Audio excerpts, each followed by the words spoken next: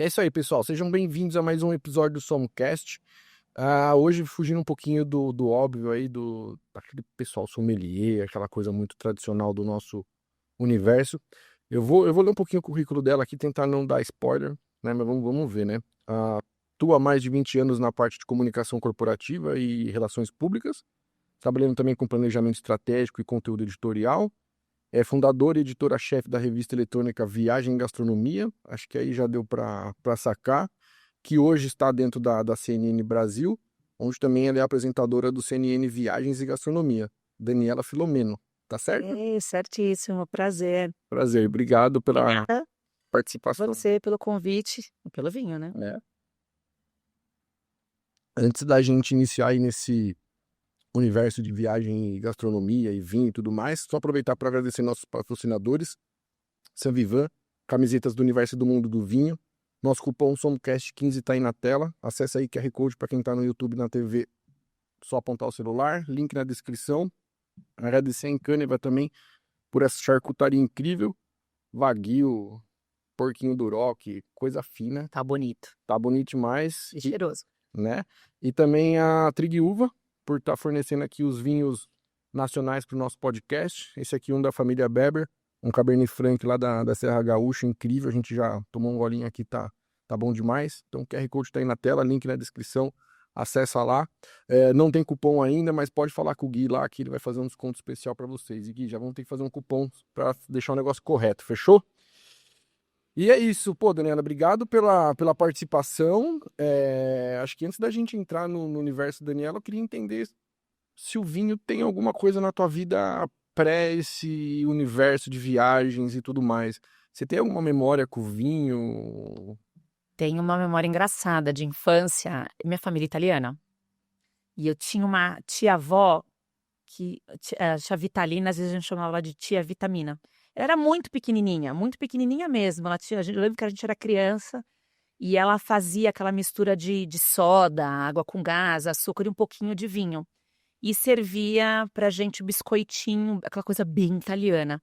Então, o vinho não é o ato de beber o vinho, né? É aquela coisa de a gente ia na casa dela de bicicleta, no interior. Eu não morava lá, mas toda a minha família morava no interior. Então, nosso contato com essa raiz do vinho, né? Que é uma coisa muito italiana, às vezes da criança sentir o aroma. Não você dar uma bebida alcoólica para criança, não estou falando isso. Mas esse contato dessa tradição familiar, que é o vinho também, vinhos são pessoas, né? Os vinhos são pessoas. Ele é feito através de história, através de tempo, família, gerações. Então, minha primeira memória que eu tenho de vinho é essa. Não é uma garrafa chique, é uma degustação, mas uma coisa familiar. Isso é incrível, né? Eu sempre falo, o vinho extrapola muito o líquido, né, cara? Ele é muito mais do que uma simples bebida alcoólica. E partindo pro vinho fino, aí um vinho mais, você fala que, tipo, realmente mudou sua percepção sobre a bebida, assim, que você fala uma degustação, aí sim, uma coisa mais... Você falou uma coisa interessante, vinho para mim é memória. É, Momentos. A gente vai criando histórias e memórias na nossa vida através de momentos que a gente proporciona essa pausa que só o vinho faz isso. o vinho colabora muito. Colabora muito e não é o ato de beber, é o ato de você abrir a garrafa, de você escolher um rótulo, de você conversar sobre isso. Tem a parte do conhecimento, que é muito interessante e gostoso você começar a reconhecer um vinho e a gente sentir o aroma e falar: esse vinho é do sul porque tem uma característica muito do sul, né? Às vezes Brasileira. a gente não sabe identificar A gente não o quê, sabe mas a gente identificar. sabe, né?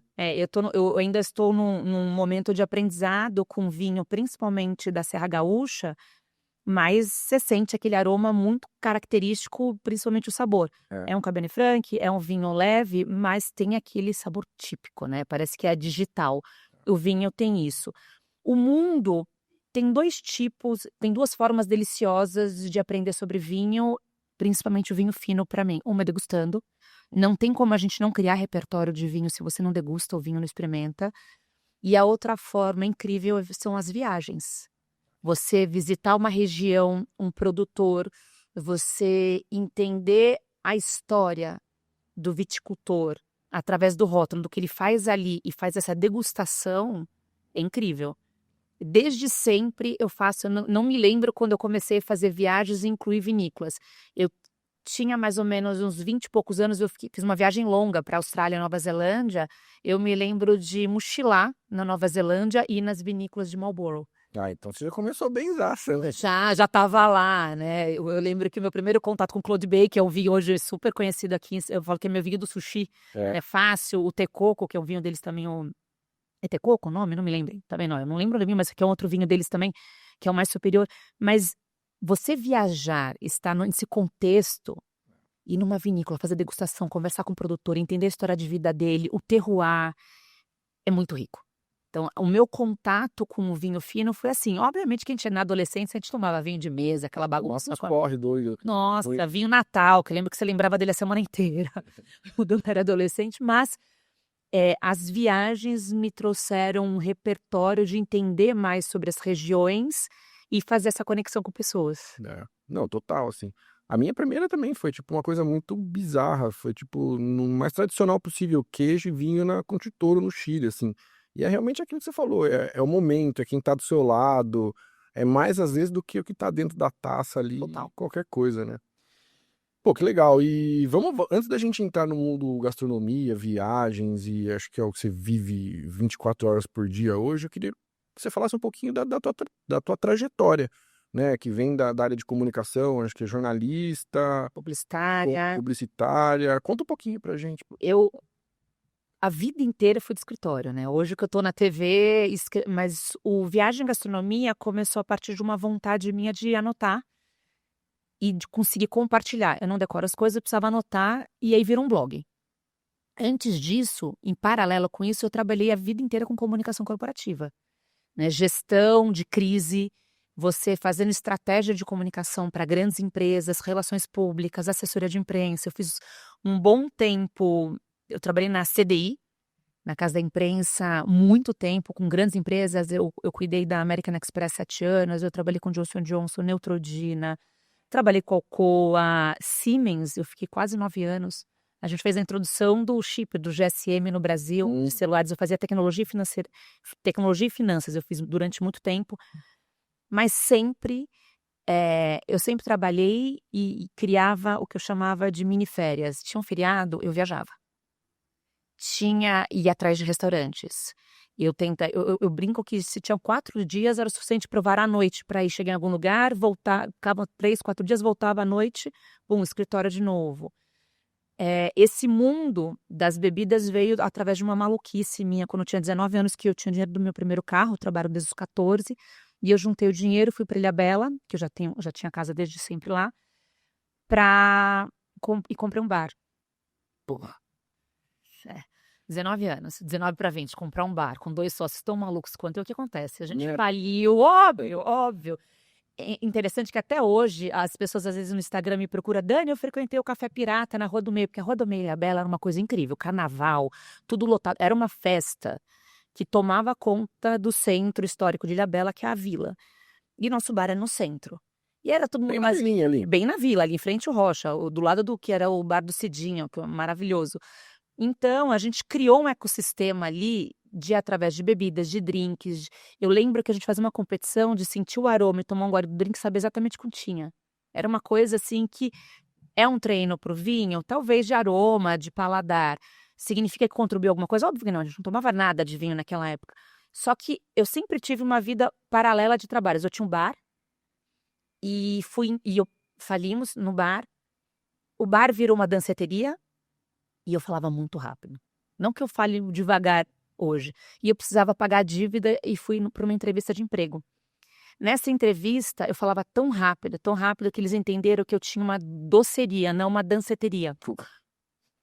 E aos finais de semana, eu saía, eu consegui um emprego de estágio na assessoria de imprensa. A sexta-feira eu pegava um ônibus, porque eu estava exausta, dormia no ônibus até Ilhabela, chegava, trabalhava sábado e domingo, voltava no ônibus. E segunda-feira estava no escritório. Ser jovem é uma maravilha, né? Ser jovem é ótimo. Hoje em dia você morre só de tomar 3 taças a mais, né? Não tem jeito. E um dia eu dormi em cima do computador, obviamente, trabalhando. E meu chefe, o Alexandre, na época, veio falar comigo. E aí eu contei para ele, falei, olha, eu trabalho, era o final. Tentar o bar dar certo, o bar não deu certo. A gente transformou aquilo numa danceteria, que obviamente também não deu certo. Só que eu expliquei para ele, olha, eu trabalho aos finais de semana também, voltei de madrugada, cheguei 5 horas da manhã de Ilhabela, desculpa, mas vou melhorar tudo. Ele, você trabalha o quê no final de semana? Eu falei, eu tenho uma danceteria em Ilhabela. Ele falou, não, você tem uma doceria. E aí eu fui conversar com a Ana Lu, que era minha chefe, e ela falou, não, a gente entendeu que você tinha uma doceria. Mas se fosse Ilhabela. danceteria, já tinha sido Aí eu demitida. perguntei, você teria me contratado se você soubesse que eu teria que eu tinha uma danceteria? Ela falou, óbvio que não. Então, essa minha dificuldade, essa minha deficiência de falar muito rápido, ninguém entender o que eu falava, no final determinou minha vida corporativa.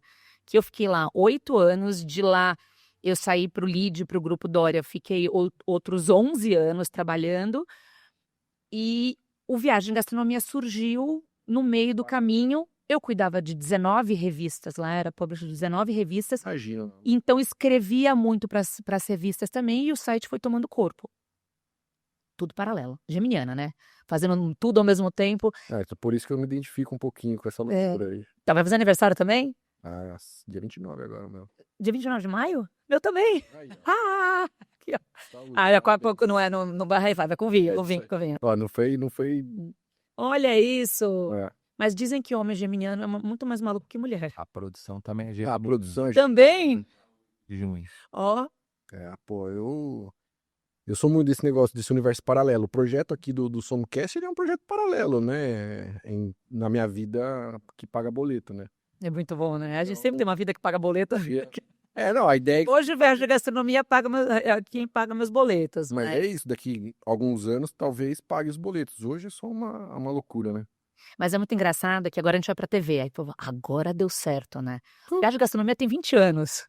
Né? A gente já escreve faz bastante tempo. Faz uma carteira de relacionamento de chefes, de amigos, de repertório de vinhos, de restaurante, de viagens, que isso, para quem está começando, é isso. Para vinho, repertório. Total. Viagens também. É você treinar um olhar diferente para tudo. E o vinho é um convite para isso, porque o mercado brasileiro consome ainda muito pouco, Não. comparado com o velho mundo e o consumo per capita de garrafas. Então, não ter preconceito. Eu gosto de falar que eu não entendo de vinho exatamente para que as pessoas entendam que a gente não precisa entender. O vinho é a aproximação, é a celebração, é o momento. E se alguém falar pra você que entende de vinho, sai correndo, porque é o que Eu menos saio correndo. entende. Não, o vinho é um eterno aprendizado. Por mais. Eu falo aqui direto, por mais que eu tenha me formado, cara, tem milhares de coisas pra aprender ainda. Vinho é igual música, né? Todo dia a gente conhece uma música nova, uma garrafa nova. E a gente tem que ser humilde e entender o suficiente, porque eu já tomei muitos bons rótulos. Eu tenho esse privilégio. Mas também, quando eu tô assim com as amigas, na celebração, uma amiga abre uma garrafa, eu tomo qualquer coisa. Tá cagando pro rótulo ali, né? Não quero, porque o vinho é isso, né? Esse convite a você dividir, de você conectar essa pausa, né? Esse momento. Desconectar real mesmo, né? Eu te cortei, a gente tava falando Não, do aniversário aí, então, retomando ali, você tava lá, 19 revistas pra publicar. Fazendo, e aí eu comecei a fazer matérias, muitas matérias sobre turismo, muitas matérias sobre vinho, sobre restaurantes. E um dia eu olhei para tudo aquilo, eu tinha muita coisa no Viagem de Gastronomia. Quando a gente foi para a CNN, tinha mais de quase 5.000 matérias.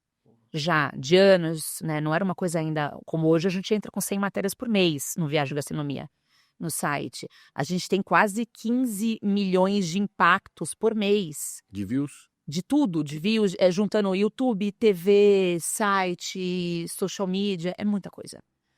Então, o site hoje é um grande negócio. Sim, total. É uma extensão da televisão, porque lá eu consigo fazer um guia de vinícolas, onde ficar, onde comer. Uma coisa mais completa. Você aprofundar na história de um produtor. A gente tem uma coluna, que hoje todo mundo faz, mas a gente tem uma coluna muito bacana que é Onde os Chefs Comem.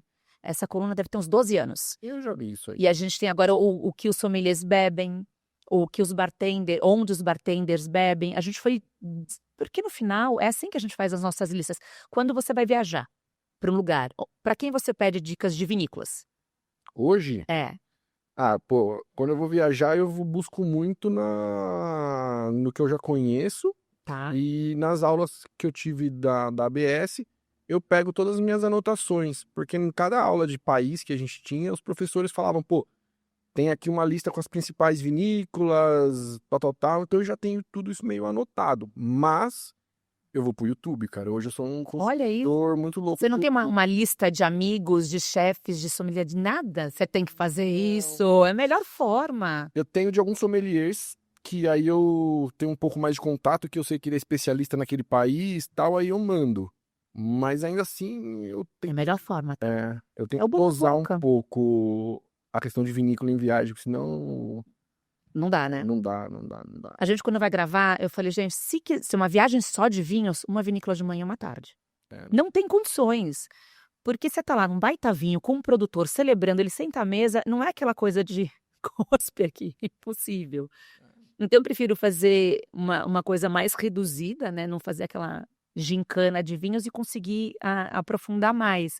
Mas eu ligo para amigos chefes, vou atrás de gente que entende de vinho, tenho a lista do que eu entendo dos vinhos, as vinícolas mais icônicas do lugar, mas eu gosto de fazer uma colcha de retalho, uma curadoria em cima de milhares de listas.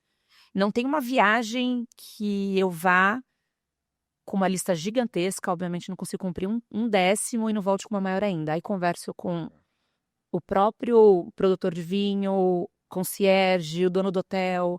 Eu gosto disso. Essa curadoria acaba fazendo, nos proporciona novas descobertas. Sai um pouco do lugar comum, principalmente no vinho, e tem encontros memoráveis com rótulos que a gente nunca iria se permitir ou encontrar.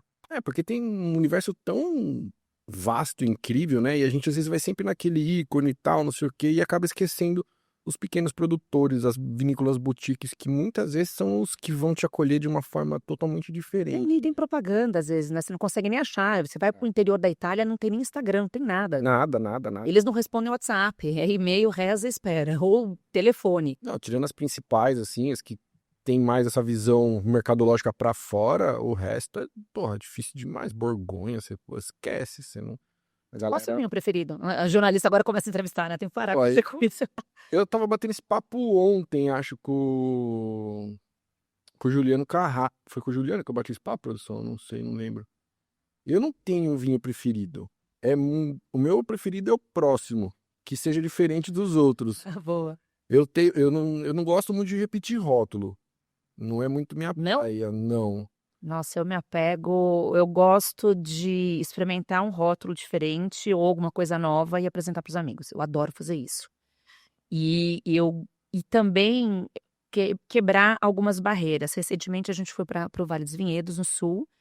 Conheci o Daniel Gais, a história do pai dele incrível. E o Blanc de Noir virou o espumante da minha casa, principalmente para as pessoas que não conhecem vinhos brasileiros. Né? Eu sirvo, não falo nada nossa, que espumante é esse? E isso eu acho muito legal. Só pra quem não entendeu, é um espumante branco de Pinot. Pinot Noir, isso.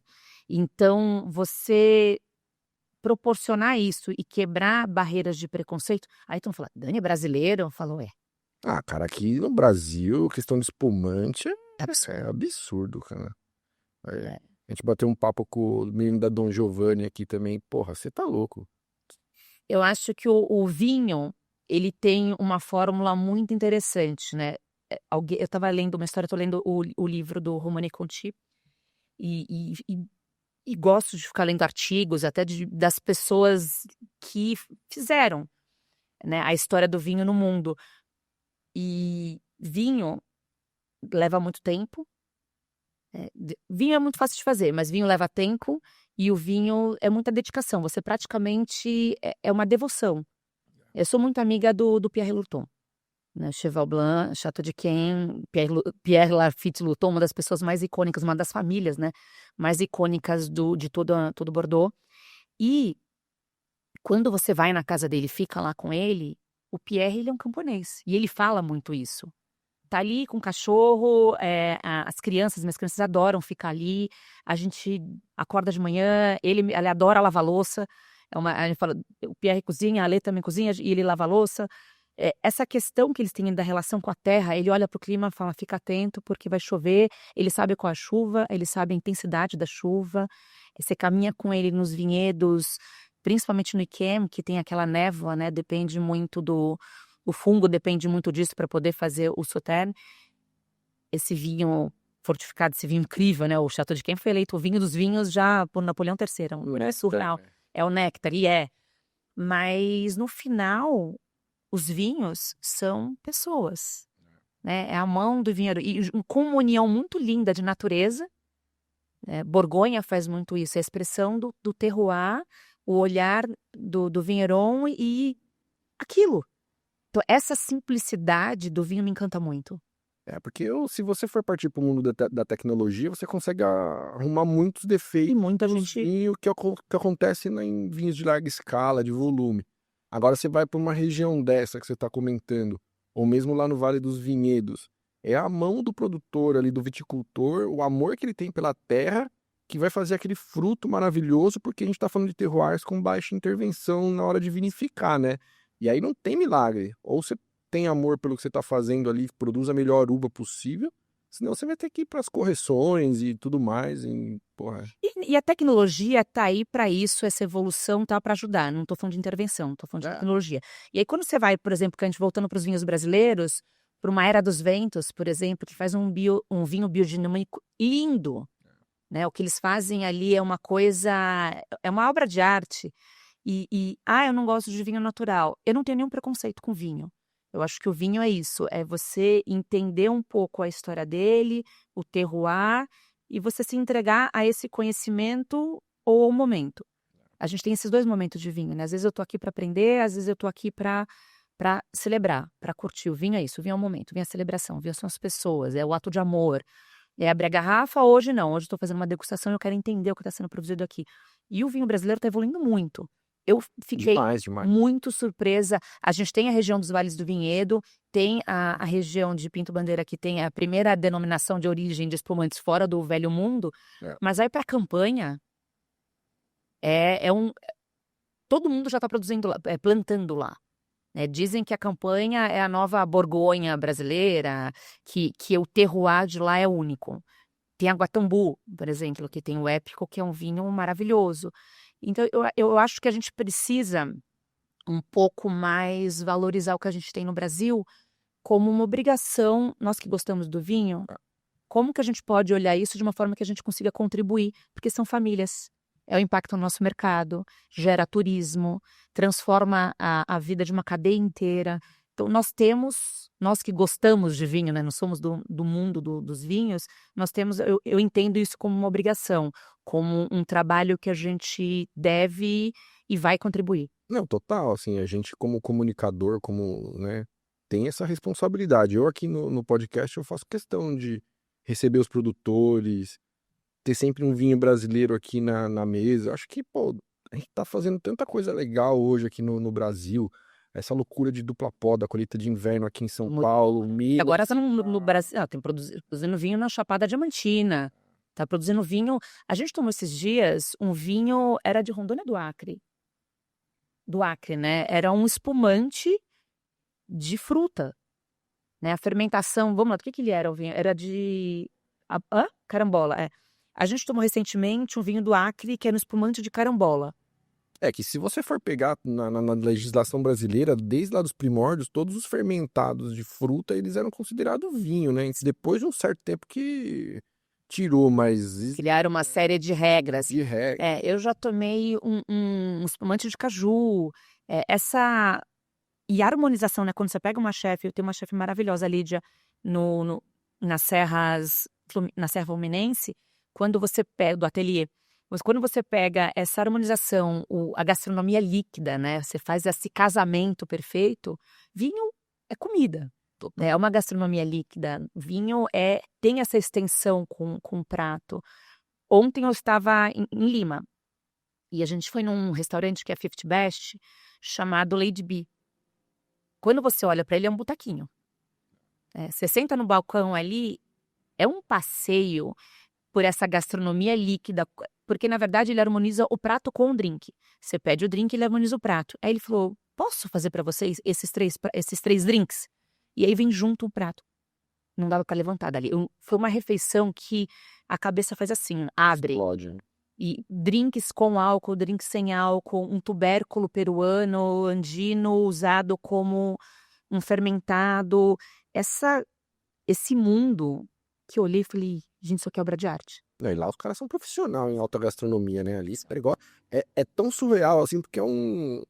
Lima é um negócio surreal, né? Assim, O Central COI tem um departamento de gastronomia líquida e você começa a experiência no restaurante deles fazendo essa degustação. É uma coisa que é uma atração tão importante quanto a comida. É lindo que eles fazem ali de beneficiar, de aproveitar todas essas partes. Cacau, eles usam a casca, a pele, a semente, tudo. o povo sul-americano aqui tem muito essa pegada de aproveitamento de gastronomia, É muito bom. do alimento, né? Precisa, né? Assim. Ah, precisa, né, cara? É isso. E vamos voltar então pro... A gente vai Hoje caminhando. juntos. A gente vai indo, não tem problema, mas a gente vai voltando pra terra aqui. Pô, viagem em gastronomia, chegar na CNN, vai. A gente já pulou um pouquinho da questão do... Quando eu tive minha primeira filha, eu saí da vida corporativa. Eu falei, vou fazer um ano sabático. Eu tive ela tarde, eu já tinha 37 anos quando eu tive minha primeira filha. É quase a minha idade. 10 anos, ela tem 10 agora. E aí eu decidi tirar um ano de sabático. Sabático, né? Quem trabalha muito. Montei a redação. Eu já tinha montado, enquanto estava grávida, a redação do Viagem de Gastronomia no mesmo andar que eu trabalhava. Eu montei a redação no mesmo prédio que eu já trabalhava, então eu descia na hora do almoço para trabalhar e subia grávida lá ao sabático. E contratei a Tina, que a Tina trabalha comigo, brinco desde criança. Ela trabalhou comigo na CDI, trabalhou comigo no Grupo Dória no LEAD, e depois ela foi e falou: olha, eu vou trabalhar com você. Quando eu pedi demissão, ela pediu demissão junto. Eu falei, o que eu vou fazer com ela? Eu grávida, querendo fazer o projeto mãe, falei, 2 filhos. né, eu falei, 2 filhas. É. Aí eu falei, tá bom. Montei a redação, falei, fica aí, vamos colocar esse negócio do Viagem de Gastronomia, que já era blog, em pé como Site, projeto. como site, como um projeto, e já era site. Eu já contribuía, fiquei quase no UOL um tempo, MSN, com Forbes e Glamorama, e a gente resolveu, vamos pôr matéria todo dia, vamos embora. E virou um negócio. Já tinha esse corpo de negócio e virou realmente uma redação, contratei mais gente, começamos a fazer projetos. Naquela época eu já fazia degustação de panetones, de ovos de Páscoa, a gente já fez de coxinha, a gente fazia um monte de coisa. E o Viagem Gastronomia tomou corpo. Só que eu emendei uma gravidez na outra. Então eu trabalhava na redação, minha filha fez 1 ano, eu estava grávida. E aí assumi a redação da revista Versátil. Eu acho que ele tinha... Eu estava grávida de 1 mês. Eu falei, não dá mais, vou fazer as 2 coisas. O Viagem Gastronomia começou a ter muita visibilidade. Aumentou muita audiência, as matérias. Quando você faz um conteúdo de qualidade, a gente começou a subir muito no algoritmo. Nem tinha Instagram, depois o Instagram criou. Eu lembro que eu não aparecia de forma nenhuma. Eu sou super envergonhada, pode parecer isso, mas eu tenho pavor de aparecer. Um dia, o Nizam Guanais me falou, Dani, pra quem que eu peço dica? Pra você. Eu não peço dica no Viagem de Gastronomia, eu peço dica pra você. Eu quero sua cara no Viagem de Gastronomia. Aí eu relutei, aí ele falou, vem. Aí ele me chamou pra um almoço, fiquei um tempão lá na empresa nova dele. Aí ele falou, ele me ajudou pra caramba, faz isso, e você vai começar a aparecer no Viagem de Gastronomia. E eu liguei pra um outro amigo meu, que é o Rafa Cortez, que fazia o CQC, tudo. Falei, Rafa, eu não quero aparecer. Aí ele, pode aparecer. E aí eu gravava uns stories, ele me ligava xingando. Dani, história começo, meio e fim. Você sabe contar a história no começo, meio e fim, mas não adianta você fugir. Parece que você não quer estar no Instagram. E o Instagram tava começando. E aí eu comecei a fazer o Você já story. tava fazendo vídeo já? Assim que entrou stories, a gente começou a fazer vídeos. Legal. E aí, aquela coisa de contar a história, eu aparecia só de costas. Tirava foto, tanto que tem um monte de viagem que eu fiz com as crianças, com meu marido, só tem foto minha de costas. Ou tem foto com eles, ou foto minha de costas. Né? E aí um dia ele falou, grava o vídeo. Aí eu mandava para ele os vídeos, fui fazer media training com a Olga Curado. E fazia fono também para melhorar a questão de dicção, porque eu ainda falava muito rápido. Um dia a CNN entrou no ar. Logo em seguida, teve o jantar com Douglas, que era na época, era ele que fundou a CNN, ele era sócio do Menin. Ele foi na minha casa jantar por outra coisa e falou, Dani, o que você tá fazendo? Eu falei, eu saí do dia a dia de escritório, tô no Viagem de Gastronomia. E aí, meu marido falou, ela tá fechando, inclusive falou o nome de uma revista muito grande, que eu tava fechando o contrato com eles, tava indo pra lá, tava voltando. Eu já trabalhei na Revista Menu, já trabalhei na Isto é Dinheiro, já escrevi pra Platinum. E eu estava voltando para uma grande revista para levar o Viagem de Gastronomia para lá. E aí o Júnior, língua solta, falou. Foi embora. Uma semana depois ele me chamou na CNN com um contrato em mãos. Falou, a gente está querendo fazer CNN Travel aqui no Brasil, eu quero que você venha para cá. E aí a gente começou uma negociação, a CNN tinha acabado de entrar no ar, fechamos o contrato em novembro. 2 semanas depois, ele me chamou e fez assim, rasgou o contrato e falou, não, você vai pra TV. Eu falei, não vou. Você vai pra TV? Eu falei, eu não vou pra TV. Não quero ir pra TV, não vou. E aí ele falou, sabe os stories que você faz? É isso, a gente vai reaproveitar os stories e você vai pra TV e você não vai ter nem trabalho. Eu nunca tinha feito. Eu sempre fiz bastidor de TV. Eu sei o que é fazer TV. Fiz 2 anos de aprendiz com o João Dória. O show business, eu fui diretora de conteúdo dele 10 anos. Eu sei o que é TV. E aí, aquela hora também você deixa se levar, assinei o contrato, queria muito que o Viagem de Gastronomia, meu sonho sempre foi dar maior visibilidade para esse conteúdo de forma que o conteúdo de viagem, ou de vinhos, ou de comida, transforme mais as comunidades que a gente atua, né? Que transforme um destino, que dê visibilidade a uma pessoa importante. E eu, nesse propósito, fui. Obviamente que produtora, câmera, não vou fazer uma coisa meia boca, e aí virou, aprendi a fazer TV na TV. Dava as costas para a câmera, aquela coisa assim. E como eu fiz o Media Training, a Olga Curado virou e falou assim, Dani, eu não quero mais te atender, porque você tem que manter a sua espontaneidade. No programa exige isso né? para não engessar. E você, como eu penso muito, eu sou, assim, se deixar... E eu fiz Media Training, eu treinava executivo para TV. Sim, é. Esse negócio de falar com as mãos não cabia nisso, ou falar, não poder falar espontaneamente. Tudo tinha roteiro.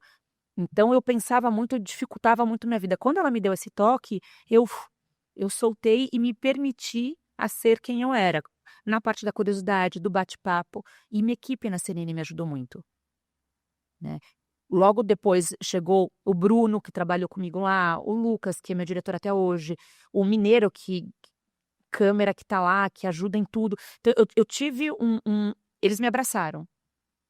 Né? E a CNN permitiu que eu contasse a história da minha forma. E isso virou o que virou Viagem de Gastronomia hoje.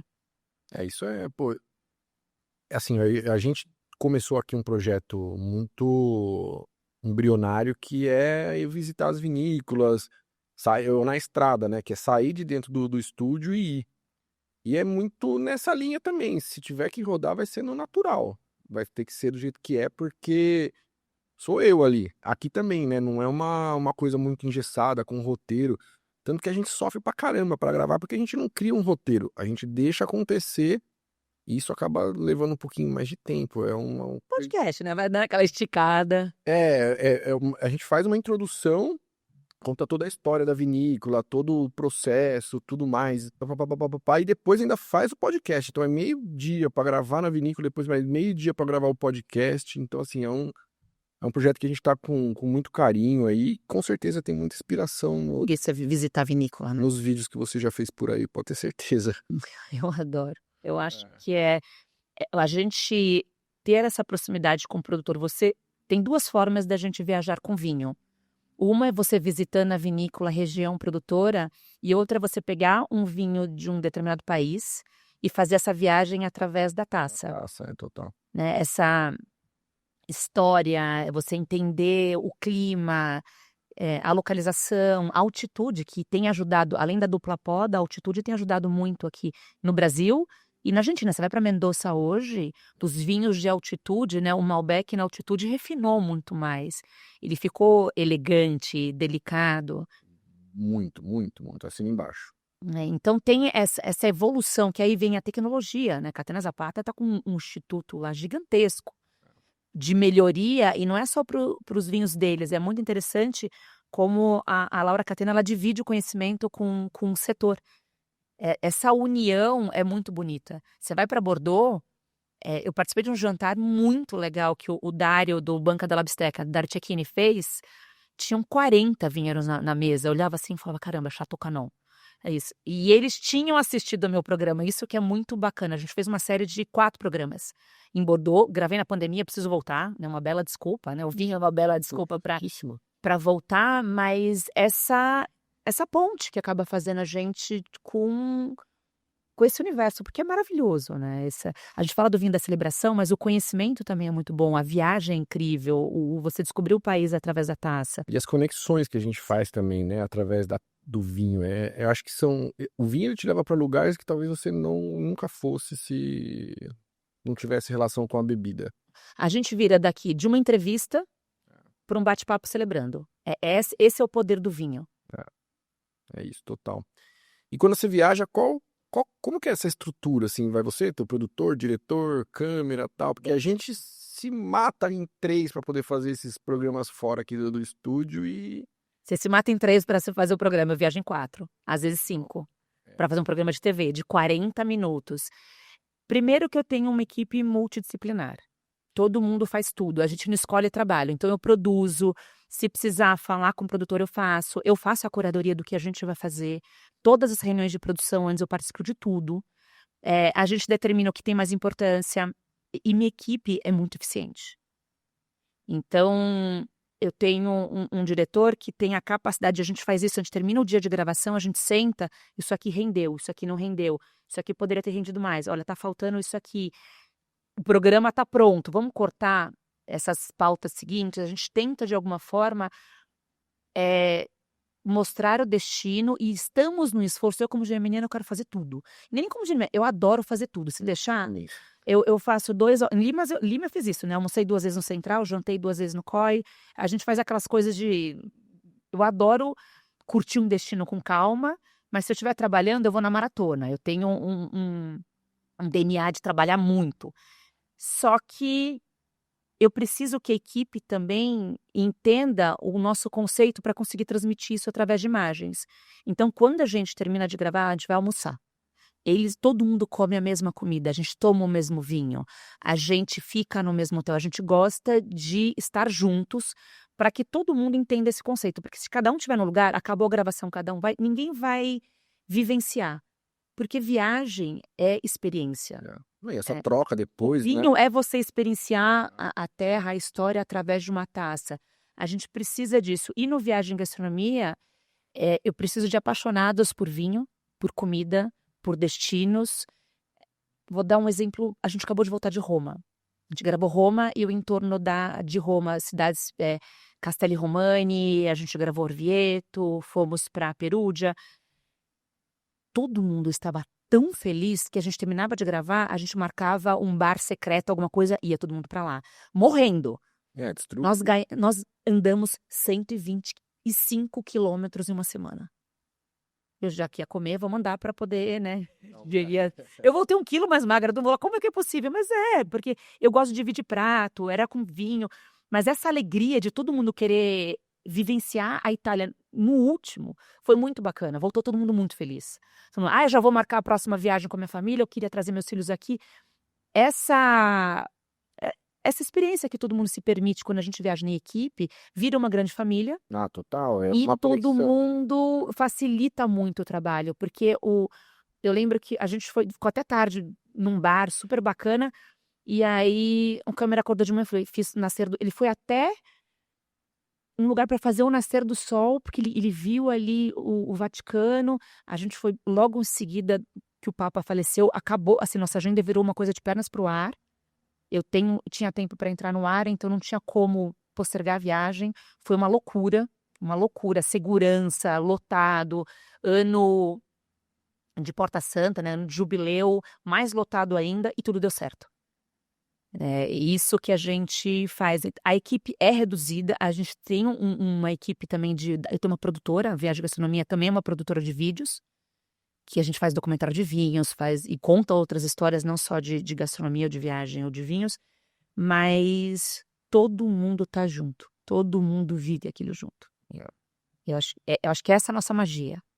Tem que ser para ter tem que ter essa conexão entre todos do time mesmo, senão Eu levo uma mala de vinho, dependendo para onde a gente vai, eu levo uma mala de vinho, eu levo os vinhos, eu não trago, eu levo os vinhos pra gente. Justo. A gente tá indo pro Pará semana que vem, já tô com a mala de vinho pronta. Boa. Já preparo harmonizando com a comida de lá, que é uma comida maravilhosa. Pra mim, a gastronomia brasileira, a gastronomia paraense é uma coisa que a gente tem obrigação de conhecer, né? A Amazônia, é o terroir. A Amazônia é a raiz que a gente pode falar de uma comida mais raiz brasileira, é lá, né? Mas a cultura. Eu acho que não. O Brasil é esse mosaico de culturas. Essa junção. Nós temos a culinária portuguesa, a culinária italiana, a comunidade japonesa, que é gigantesca aqui. Esse grande mosaico cultural gastronômico faz ser o que a gente é. Pra mim aqui, Brasil é um dos lugares mais ricos pra você poder comer, cara. Assim, não tem lugar nenhum no mundo que oferece o que o Brasil oferece, assim. Tem. Essa De- pluralidade, biodiversidade, né? Não- Cada Não tem, cara. cada bioma. A gente gravou Sabores do Brasil, que a gente foi pro ar esse ano em fevereiro, né? Estamos aí atrás da segunda temporada. Foi difícil escolher como se retrata o sabor de uma região, porque é muito rico. Vinho, então, é a mesma coisa. Como que você fala da comida do Cerrado, sobre a comida do Cerrado? Aqui é uma coisa, Tocantins tem uma comida, em Goiás, Passou a ponte já é outra. Né? Visconde de Mauá é isso, você passou a ponte, você tá em Minas. É. Você vai do Rio para literalmente. Aquela Então, divisa ali, São Paulo, Minas, Rio. Né? os vinhos, né? Aquele triângulo que tem ali da Serra da Mantiqueira. E essa diversidade que a gente tem no país é a nossa grande riqueza. Não acho que a gente precisa falar a comida brasileira é só a feijoada, é só o pão de queijo, é só a tapioca. Não, Não, é o tacacá, é a comida dos pampas, os embutidos do sul, da campanha são surreais, os queijos. de Minas ali. Minas, sul, vinhos do Brasil inteiro. Por que não experimentar tudo? Cara, isso aqui é muito rico, né? O Brasil assim, eu acho fora da curva com relação à gastronomia. E aí eu entro também em São Paulo, que eu sempre falo que isso aqui eu nunca vi em lugar nenhum do mundo. O que a gente tem de opção de comida a hora que você quer. A hora que você quer. E com quanto você pode pagar. A cidade não dorme, é uma cidade muito democrática no quesito de gastronomia. Demais. Você pode, tanto de comida de rua até um restaurante Michelin, um restaurante Fit Best. E essa beleza que a gente tem aqui a quantidade de restaurantes que a gente tem em São Paulo. São Paulo é uma das capitais gastronômicas, não só da América Latina, mas do mundo. Você vai num Tuju, num Evai, no Dom, vai para o Rio de Janeiro, vai para o Otec, o La Salle, a qualidade, a técnica, a harmonização é belíssima, O belíssima. Tuju ganhou agora, né? Tuju. As estrelinhas lá. Acho que é o único que eu não fui ainda das estrelinhas. É incrível, a harmonização deles é muito diferente. Tem duas, é muito bacana. E o que eu tenho feito também, a Jana Torres, por exemplo, no Dona Onça, fez a menu degustação. Você pode fazer uma harmonização não alcoólica. Que E é legal. bem interessante. Isso está crescendo no mundo inteiro, né? Quando a gente falou de gastronomia líquida, não precisa. O álcool não é uma coisa obrigatória à refeição. Você tem muitas culturas. Você que não consegue. pode beber álcool, pô. Você precisa se adaptar, Sim. né? O Peru, ele te ensina muito isso. Tem harmonizações inteiras sem álcool. E com coisas, assim, memoráveis. No Brasil também tem muito. Você falou da Janaína, eu fui esses dias lá mas fui na Casa do Porco, né? Porra, aquilo lá Eu já também fiz, maravilhoso. cara, aquilo é uma loucura, né? O centro é muito bacana. Aí tá Você tem o Elevado, que é um bar de vinhos incrível. Na frente, aquele bolovo maravilhoso. Como que é o nome? É Birosca? Como chama aquele boteco? Eu vou lembrar o nome. Mas em frente ao Elevado tem um bolovo, tem um asiático e tem um bolovo ali. Que é incrível. Ai, caramba, é com B. A pessoa dislexia, tá vendo? Por isso que eu escrevo. Mas eu vou lembrar daqui a pouco. Essa pegada também. Quando eu criei o Instagram, que se tornou hoje o projeto que foi muito pra isso, pra conseguir decorar as coisas que eu ia. Eu só decoro o que eu escrevo. Aí às vezes a pessoa me perguntou quanto tempo faz você foi lá, pô, pega o meu Instagram, começa a rodar, foi tal. Você perguntou antes da gente tava batendo, quando você foi pra Islândia? Eu, caramba, eu sei que faz tempo, então faz uns 4 anos, mas são viagens que não dá pra decorar tudo, é muita informação. Eu não viajo tanto, mas eu sou muito ruim com memória, assim. E vinho? Você tem boa memória? Péssimo. Engraçado, tudo que é emocional pra mim, uma comida, um prato, um vinho, eu vou adquirindo uma memória mais complexa. Então, o que a gente estava falando do vinho, né? A gente está aqui com o Cabernet Franc da Serra Gaúcha, esse que é o reserva da Beber. Aí você vem aqui, para mim, é um aroma de vinho do sul. Uma coisa que eu falo muito, assim, que quando eu tomo os vinhos de lá, é quando você acorda lá na região, eu sinto um cheiro muito parecido com o que tem no vinho deles. É o cheiro da terra deles, eu sinto muito isso. Mas ele abriu bem mais, né? Ah, já tá abrindo. No começo a gente tava falando, ela vai aquelas viagens, né? Que eu falo, um dia o meu Beato falou, Dani, esse vinho tem... que era bique azul. Até hoje ele vai me matar, porque eu fiz ele degustar 17 vinhos, a gente só aproveitou metade do material. Não dava. E aí eu comecei a rir muito, a gente se desconcertou. Mas essa percepção é muito bagagem cultural. Total. Né? Tem um cheiro adocicado aqui de fruta passada que para mim não chega a ser uma ameixa, mas pode ser. Sabe aquele pudim de manjar de coco com a calda de ameixa? Isso que me lembra a minha infância. Esse Mas que a nossa memória é a calda do pudim do manjar de coco. afetiva, olfativa, né? É isso que a gente tem que tentar trazer, porque fica muito mais simples de você, né, traduzir um vinho dessa forma, do que você ficar pegando as rodas de aromas que a gente importa da Europa e falar, mirtilo, não sei o quê. Não, você tem que trazer a tua realidade pro que você tá sentindo ali. Cada um vai sentir uma coisa diferente. Esses dias, às vezes eu dou uma. Não é que é discutir no Instagram, mas eu acho que é educativo quando a pessoa passa um pouco da linha, porque o Instagram é meu espaço. Ah, uma pessoa pública você tem que ouvir sim. Não, eu não tenho obrigação Eu nenhuma ouço, de mas lidar. eu posso rebater. Eu não tenho obrigação nenhuma de lidar com gente mal criada. Nenhuma. Nenhuma. Se a mãe, assim, se a mãe educou, mas ele não aprendeu, o problema não é meu. Então, se a pessoa invade um espaço, ofende, eu não permito, bloqueio. Mas, às vezes, por esporte, eu gosto de conversar, né? Vou Entender, né? entender e contra-argumentar. E uma pessoa falou, Dani, você precisa entender de vinho. Não preciso primeiro que eu não preciso de nada, né? Se minha mãe virar pra mim e falar, você precisa isso, meu marido precisa, eu não preciso de nada. Eu vou fazer o que eu quero, o que eu acho que tem que fazer. Eu tenho minhas obrigações, já tenho, né, idade para saber isso. Ah, não, mas é uma obrigação com quem te segue. Não é obrigação, até porque eles me convidaram agora para participar da degustação na Serra Gaúcha. E aí vem a síndrome de impostora, falando, não vou, porque eu não entendo nada de vinho. Que bate ali na crítica. Que você, é muito essa percepção. E o vinho, ele tem essa memória do que a gente bebe, dessa questão do conhecimento técnico, que também é importante. Você fez curso, né? Eu fiz vários mini cursos, mas não me informei em nada e nem sei se eu vou fazer. Mas dessa dualidade de uma coisa da celebração e de outra da técnica.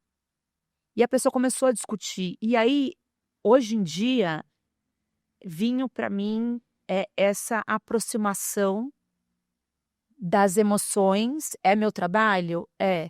Mas se eu puder estar celebrando, é melhor. Então, é transformar as reuniões em celebrações, é você entender que é um objeto de estudo, mas não trazer todo esse peso e me libertar um pouco para o prazer que ele proporciona, para essa... Porque a gente não quer mais beber muito mais, né? Hoje em dia, a gente não tem mais ressaca, a gente fica doente. Nossa, pelo amor de Deus, gente. Então, eu não quero beber em quantidade, eu não quero... Menos quantidade, mais qualidade. Mais qualidade. Então, o não ter que nada é um caminho para as pessoas que querem começar a beber vinho, a degustar. Não tem que nada, não tem que... Enochato, né? O termo não é à toa. Tem um outro por aí, cara. Só bebo Borgonha, papapá. E eu vou falar pra você, assim, se você começar... Uma coisa que eu tento... Assim, a gente não faz análise técnica de vinho aqui.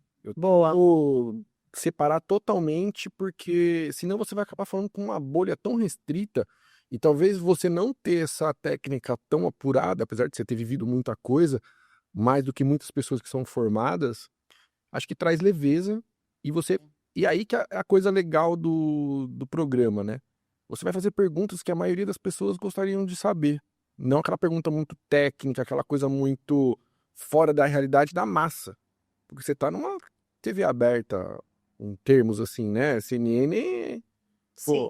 Então, assim, você precisa falar a linguagem que as pessoas a maioria vão entender, não a bolha do mundo do vinho, né, cara? Tem uma coisa muito interessante, que vinho é mais sensibilidade do que conhecimento. Você pode ter conhecimento, mas a partir do momento que você se entrega, né, para as percepções, para esse momento, para essa pausa, a sua sensibilidade fica muito maior. É um momento intelectual você com o vinho, muitas vezes. Né? É um momento de pausa, é um momento de prazer, é um momento de celebração. Eu abro, uma vez a gente estava tendo uma conversa, falou, eu não bebo vinho sozinha. Eu bebo, eu degusto. né? Eu uso, vou lá, Chapa não abro. Não, eu não abro a garrafa Isso. inteira, eu tiro uma taça só, mas eu falo, eu mereço hoje celebrar. Às vezes estou sozinha, eu adoro montar Lego com uma taça de vinho, é o meu programa. Eu pego aquelas construções de 13 mil peças, né? Eu tô terminando de montar o Museu de História Natural de Nova York. E o muito legal que virou um programa com os meus filhos. Eu levei eles agora no museu. Ele, mãe, eu vi o dinossauro, porque estava montando Lego. E eu sempre conto história, tudo. A minha filha faz assim agora, de 10. Eu tenho uma de 10 e um de 8. Tá. A minha filha faz assim. Uva. Eu falei, é feita de uva. Aí ela fica, mãe, tem terra aqui. Eu posso pôr o dedo? Eu falei, não, filha. Calma, né? Não, mas o papai contou a história porque o meu marido também é italiano e a nona dele também dava bem. Eu falei, não, mas ainda você tem 10 anos, ainda não. Mas eu não sou a nona, né? Né? Eu não sou a nona. E essa coisa do aroma, e a caixa dos aromas é uma gincana que a gente faz em casa. É muito legal. Porque criança tem, os meus não comem de tudo, não. Mas vai treinando também o paladar. Eu comia de tudo quando era criança. Minha filha não come. Então, o meu repertório de aromas é muito maior. Eles não. Então, essa caixa de aromas é uma brincadeira que, uma vez, a gente estava na Casa Tess, que é um dos vinhos brasileiros, para mim, mais promissores, do Pedro. E o Pedro tinha essa caixa, eu estava com as crianças lá, não aguentava mais porque eu estava degustando vinho. Falei, vamos fazer uma gincana. E quem tiver o maior número de cartas, ganha. Gente, os meus filhos me bateram, assim, num nível absurdo. Olha que legal. Abacaxi, não, isso é doce, isso me lembra vanila. Eu falei, caramba, né? É baunilha, mãe? Não, mas era da mesma família. O HD tá limpinho ainda, né? Tem muita coisa para poder gravar ali. Aqui já tá meio pifando. E o nosso a gente quer acertar. Né? Essa questão. A gente fala que a gente não quer ter conhecimento de vinho, mas a gente tem um certo. E aí está na CNN, eu ser jornalista de comida. Eu tenho. E as pessoas te julgam, né? Ficam, mas o que tem aí? É um desespero, então aí que bloqueia tudo, né? Trava na hora. Não deixa a percepção, e por isso que eu gosto tanto do celebrar com vinho, na mesa com um amigo. É isso. E pra mim, assim, eu tenho mais do que o vinho, né? Eu acho que pra mim viagem tá muito relacionado à comida. Pra mim, se eu viajar e não mergulhar na gastronomia local, pra mim não é a mesma coisa que ficar em casa e ver no YouTube. É a mesma coisa, ó. Pra mim viajar é isso, entrar em restaurante, claro, fazer uma pesquisa prévia, entender, mas também se permitir explorar as coisas novas. E pra você, gastronomia é Gastronomia para mim é cultura. total. Gastronomia é história. É você entender como aquele lugar foi criado, o que as pessoas fazem. Você se permitir a conhecer a gastronomia local é um ato de entrega. É você fazer imersão na cultura, você comer o que as pessoas comem no dia a dia. Você pode fazer restaurantes estrelados, você pode conhecer coisas sofisticadas. Óbvio, eu sempre faço esse equilíbrio, mas eu adoro ir no supermercado. Se é um país diferente, eu vou, ou se tiver feira livre, eu vou, se tiver mercado, eu vou. Aqueles mercadão. Vou em qualquer coisa, demais. Eu me enfiei lá em Cartagena, no Basurto, que a minha equipe me levava, o que você tá fazendo aqui? Eu falei, gente, toma uma cervejinha, tem uma coronita, eles também falaram, toma da garrafa, tá tudo certo, e a gente vai sobreviver. Umas comidas que o povo leva, que é onde eles vão. Você entende, a comida é essa percepção. Vai pro Caribe, gente, eles comem iguana. Eu já experimentei, eu fui pra África do Sul há muito tempo, hoje eu voltei, agora a gente gravou um programa lá, não tava mais tanto assim. Mas a comida de caça, né, búfala, todas aquelas comidas mais pesadas, a comida africana naquela raiz dela, dos temperos. Essa imersão é muito bonita. No Brasil, eu não como pequi, eu não vou comer galinha com pequi, eu não conheço. Bacuri é um fruto, tem 2 tipos de bacuri no Brasil. Como que você vai conhecer isso? Viajando. Eu adoro o mercado ver-o-peso. Toda vez que eu vou lá, porque a cozinha brasileira é muito sazonal. O Brasil é muito grande, a gente tem de tudo sempre, mas é muito sazonal. E comer sazonalidade é sustentabilidade. Eu não preciso querer comer uma lagosta sendo que está na época da defesa, a gente precisa respeitar isso. É a melhor forma da gente contribuir também de uma forma muito boa com o meio ambiente. Isso tem uma relação muito forte também com viagem, né? Essa questão de viagem sustentável, né? A gente é muito responsável com o nosso impacto nas viagens. né? Me deixa muito triste, eu vou muito para Angra dos Reis, Paraty, ver a quantidade de lixo que jogam no mar. Isso As aí. pessoas tomam água e jogam. Você vê que pelo rótulo jogaram ontem, assim, na praia. Nós temos uma cultura. Você vai para o Japão? O Japão tem uma cultura do coletivismo muito forte. Isso dá uma inveja O danada. coletivo é cultura. É Ah, cultura. É o É o top. coletivo em cima do individual. Né? É um minhocão que a gente tem aqui, um em cima do outro, no meio dos apartamentos. Todo mundo espera para atravessar o farol, tendo ou não tendo carro.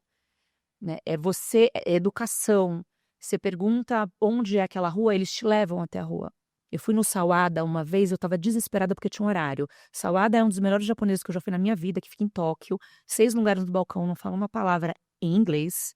Só que ele ficava no 3º andar de um prédio comercial, entrada pela garagem. Tudo em kanji. Como que eu vou entrar naquele lugar? Jamais. Eu tive um ataque histérico, porque eu ficava com o restaurante com o Google na mão. E eu lembro que meu marido falou, calma! E eu falei, eu não tô calma. Se eu não sentar nessa mesa, porque é muito difícil conseguir reservar lá 6 lugares, imagina. E aí eu parei para um guarda, escrevi, na época ainda tive, isso faz muito tempo. Tradutor ali. Tradutor, não era como era hoje, escrevi o texto em japonês e ele me levou até o restaurante. Ele entrou comigo no prédio, apertou um diário porque não tinha nada. Imagina, o guardinha aqui vai te prender, dar uns cascudos em Mas você. não, é essa questão do coletivismo que o pensar no próximo é um belo exercício que a gente pode fazer aqui para o turismo brasileiro. É muito mais barato ir para o Caribe do que para o Nordeste. Gente, nós temos obrigação de conhecer nossa Amazônia. Nós temos uma obrigação de os lençóis sul, os cânions do sul, as chapadas. É uma coisa, e não é só, é lindo, é incrível, o Brasil é isso, mas essa contribuição, a melhor forma que a gente contribui com o turismo brasileiro é você investindo, é você visitando, é você consumindo. Então, essa relação da gastronomia local, a melhor forma de você conhecer o lugar é sim você degustando a comida local. Eu sempre fui muito de ir pro sul, quando eu era mais novo, né, tal, sul. Sul. Hoje eu falo com a minha esposa, pô, a gente precisa... Iraquera, Rosa, essas coisas? ali, Né? Quem não ia? Não, mas aí hoje eu falei com a minha esposa, a gente precisa ir pelo menos uma vez por ano pro Nordeste, pra algum lugar que não seja esses lugares mais típicos, pra conhecer, porque, cara, tem tanta coisa linda pro Nordeste, a Amazônia é um lugar que eu quero muito conhecer, que eu não conheço ainda. É incrível, são várias Amazônias, tá? Você tem que ir pro Mato porra. Grosso, você tem que ir pro Pará, tem que ir pro Amazonas. Os meus filhos conhecem tudo. E eu tô indo levá-los de novo para o Alter do Chão. Eles conhecem e sabe o que é mais interessante? Porque uma mulher homem podem viajar trabalhando à vontade, né? Mulher quando trabalha fala, e seu filho, você faz o quê? É direto, eu escuto isso. Mais ou menos. Mas eu escuto bastante isso. Mas não, você é mãe, você não pode largar seus filhos para viajar. Não, isso sim, a sociedade. E seu marido deixa? A sociedade é uma merda pra isso. Meu marido deixa. Deixa e me apoia, então tem muito isso. Mas, recentemente teve aula de biomas. O meu pequenininho levantou a mão e falou, tem isso aqui, tem aqui. Ele deu uma aula, a professora me escreveu uma aula de coisas que eu nem sabia.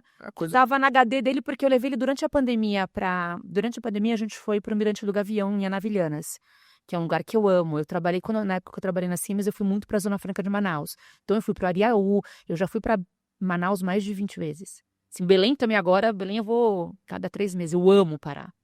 Eu criei uma conexão com o estado de uma forma única. Eu amo aquele lugar, eu conheço tudo. Toda vez que eu vou lá, conheço um chefe novo, uma coisa nova, vou no mercado, eu adoro. E eu tô indo agora para Belém, eu vou pro Círio de Nazaré, eu vou pra COP, a gente também vai, tá? E eu conversei com a escola, olha, vai faltar os dias. Não, eles vão ter esse trabalho para poder fazer. Me deram uma missão de ingredientes amazônicos, de bioma, tudo. Eu falei, essa parte para ensinar é fácil. Tá tranquilão, né? Então, a gente criar essa cultura gastronômica, histórica, cultural, brasileira nos nossos filhos é muito importante. E não tem nada mais rico do que você aprender em loco, né? Pra criança, então, é muito... a parte mais lúdica que ela pode ter é viajar, cara. Viajar. E ter a oportunidade de é incrível, né, cara? Isso aí não... Isso aí é Wagyu. Bom. Bom demais isso aí. Esse aqui, pra quem gosta de uma gordurinha assassina também, que vem acho que vem um pouquinho de Ele larva. é muito bom. Tá, o Hugo, mano, ele tem a mão certa na... É impressionante. Ele não passa no tempero. Dois meninos juntos, antes É. aqui, aí volta pro... Vai. Não, imagina, não tem... Mas é esse que é gostoso. Mas o estar à mesa tem muito isso. Eu, às vezes, eu tô degustando vinho, eu tô numa viagem, eu lembro de uma pessoa, eu levo a garrafa pra pessoa. Eu faço muito isso. Eu tenho um amigo que uma vez, ele morou muito tempo na Espanha, e eu fiz uma degustação de vinhos brasileiros logo depois que eu voltei da Serra da Mantiqueira, já fez a primeira vez que fui, tem uns 4 anos. Foi minha primeira, segunda temporada. E aí, eu fiz uma degustação pra ele, ele acabou de voltar da Espanha, ele morou lá um tempão. Aí veio, ele experimentou, ele falou, isso aqui. Aí ele me mandou uma caixa de vinho espanhol, falou, olha, eu sou do velho mundo, não consegui entender ainda. E aí foi pra ele eu servi o Cave Gás, sem ele saber que era. Ele virou e falou, que espumante é esse? Aí eu particularmente acho que dá uns 10-0 nos cava que tem lá, hein? Mas foi tão bom, porque exatamente, ele, melhor que, é melhor que um cava, né? Ele, é. Aí ele olhou assim e falou, mas eu não tô conseguindo reconhecer a região. Parece velho mundo, mas não é, tem uma coisa fresca. Eu falei, brasileiro. É o frescor que o vinho brasileiro tem que você não encontra em lugar nenhum, cara. É incrível, assim. É o terroir. Uma vez me perguntaram, Dani, o vinho brasileiro tem sabor do quê? De Borgonha? De sul-africano? Falei, não, o Cerrado do Brasil é o terroir Brasil. Ele tem uma característica muito brasileira. Aí você vai pro sul é uma coisa, pra Serra da Mantiqueira é outra. Vinhos de Minas, outra. Não, total, assim, e é isso que é o legal do momento que o mundo do vinho vive hoje, que é a expressão do nosso terroir. Não é tentar copiar ou tentar chegar próximo a... É você conseguir extrair o melhor que você pode daquela uva, daquele terroir, com mínima intervenção, menos madeira, graças a Deus, né? Então, assim... Não dá pra beber móvel, É. né?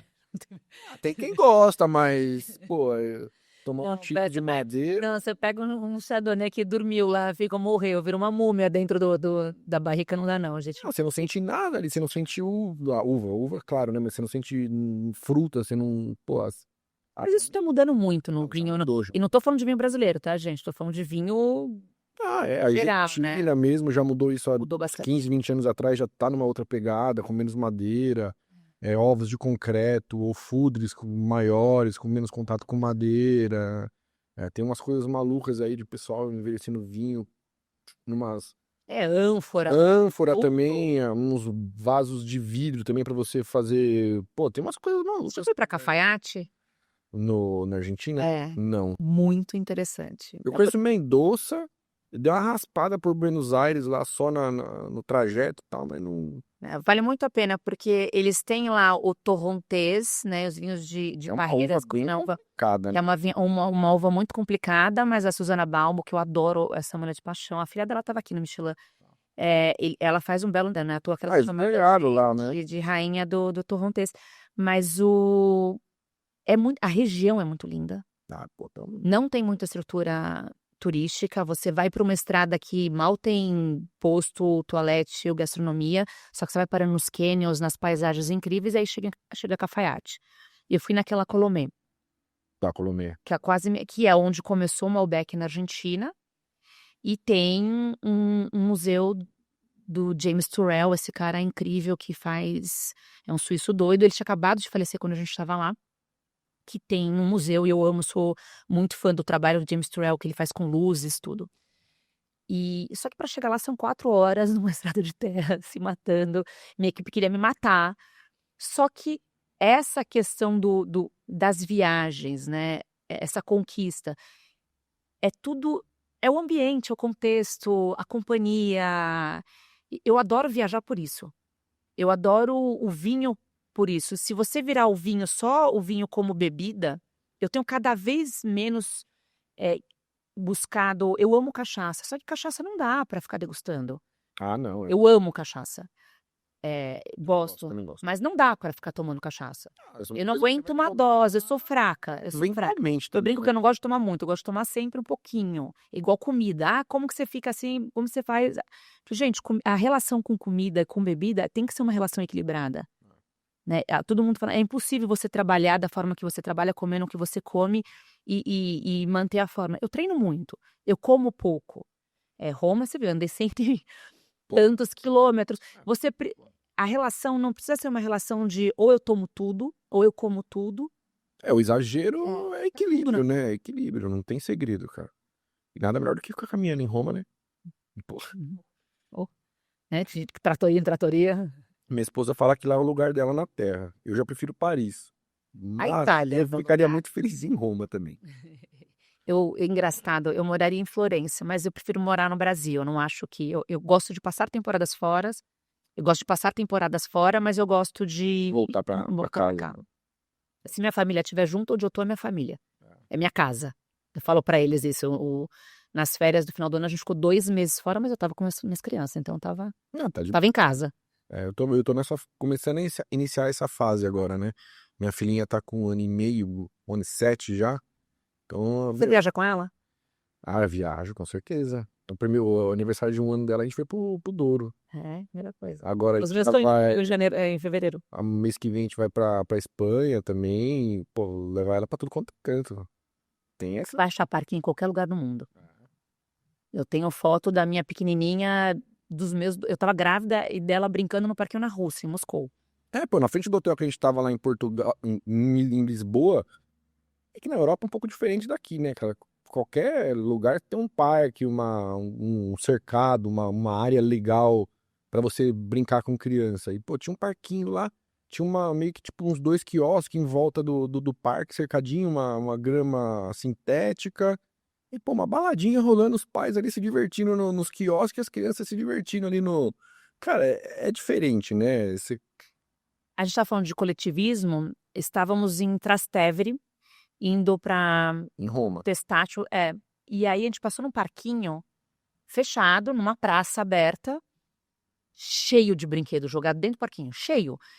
Patinete, motoquinha. Os pais levam os filhos, brincam e deixam para as outras crianças brincarem Os ali. bairros mais charmosos Mas que de Roma. coisa, né? Essa coisa de você...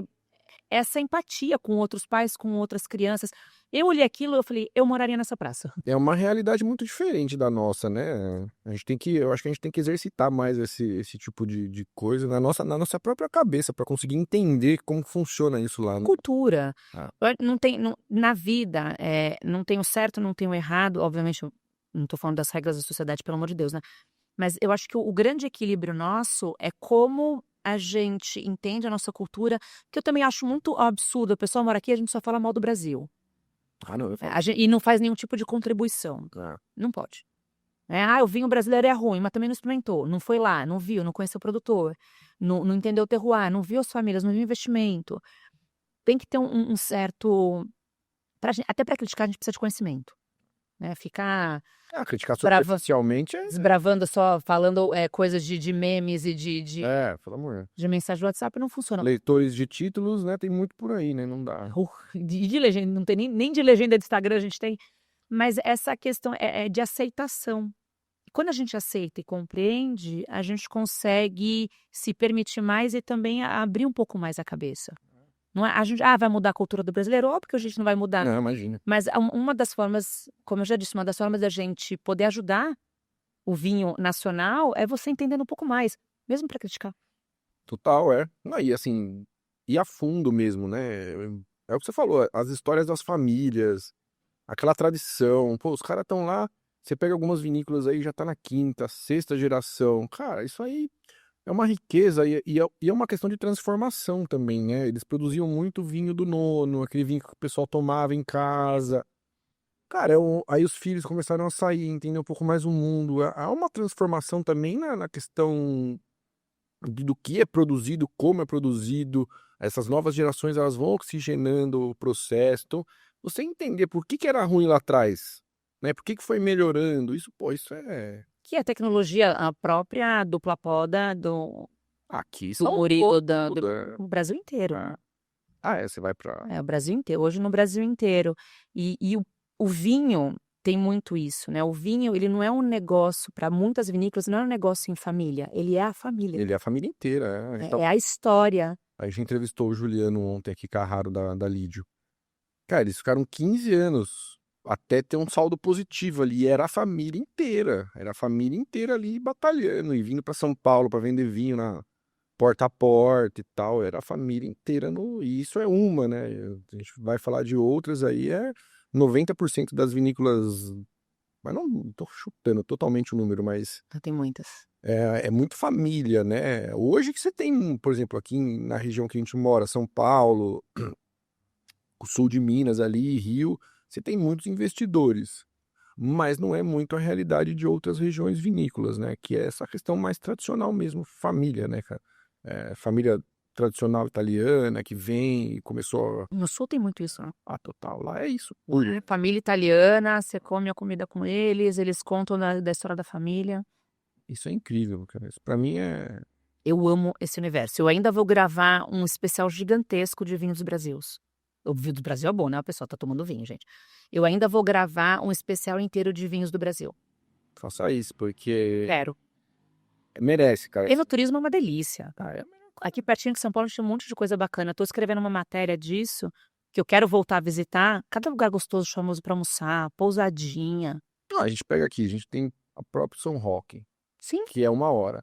A gente gravou Eu tô lá com uma garrafa do Taná para abrir em casa, que eu ganhei. A gente gravou em Andradas lá também, 2 horinhas aqui na Casa Geraldo. Você vai para Campos do Jordão ali, sobe mais um pouquinho, sentido Gonçalves, ali você, acho que Casa Tese naquela região lá, você tem outras vinícolas muito legais ali. Cara, a gente aqui na capital, a gente é muito privilegiado hoje, né? Hoje em dia, mais do que há 10 anos atrás, né? 10 anos atrás você não tinha você tinha São Roque aqui, a Rota de Jundiaí ali. Tem vinho de mesa, né? Vinho fino. Eu acho que um grande... Não deu branco. Guaspari ou Guaspari? Eu sempre erro. Guaspari.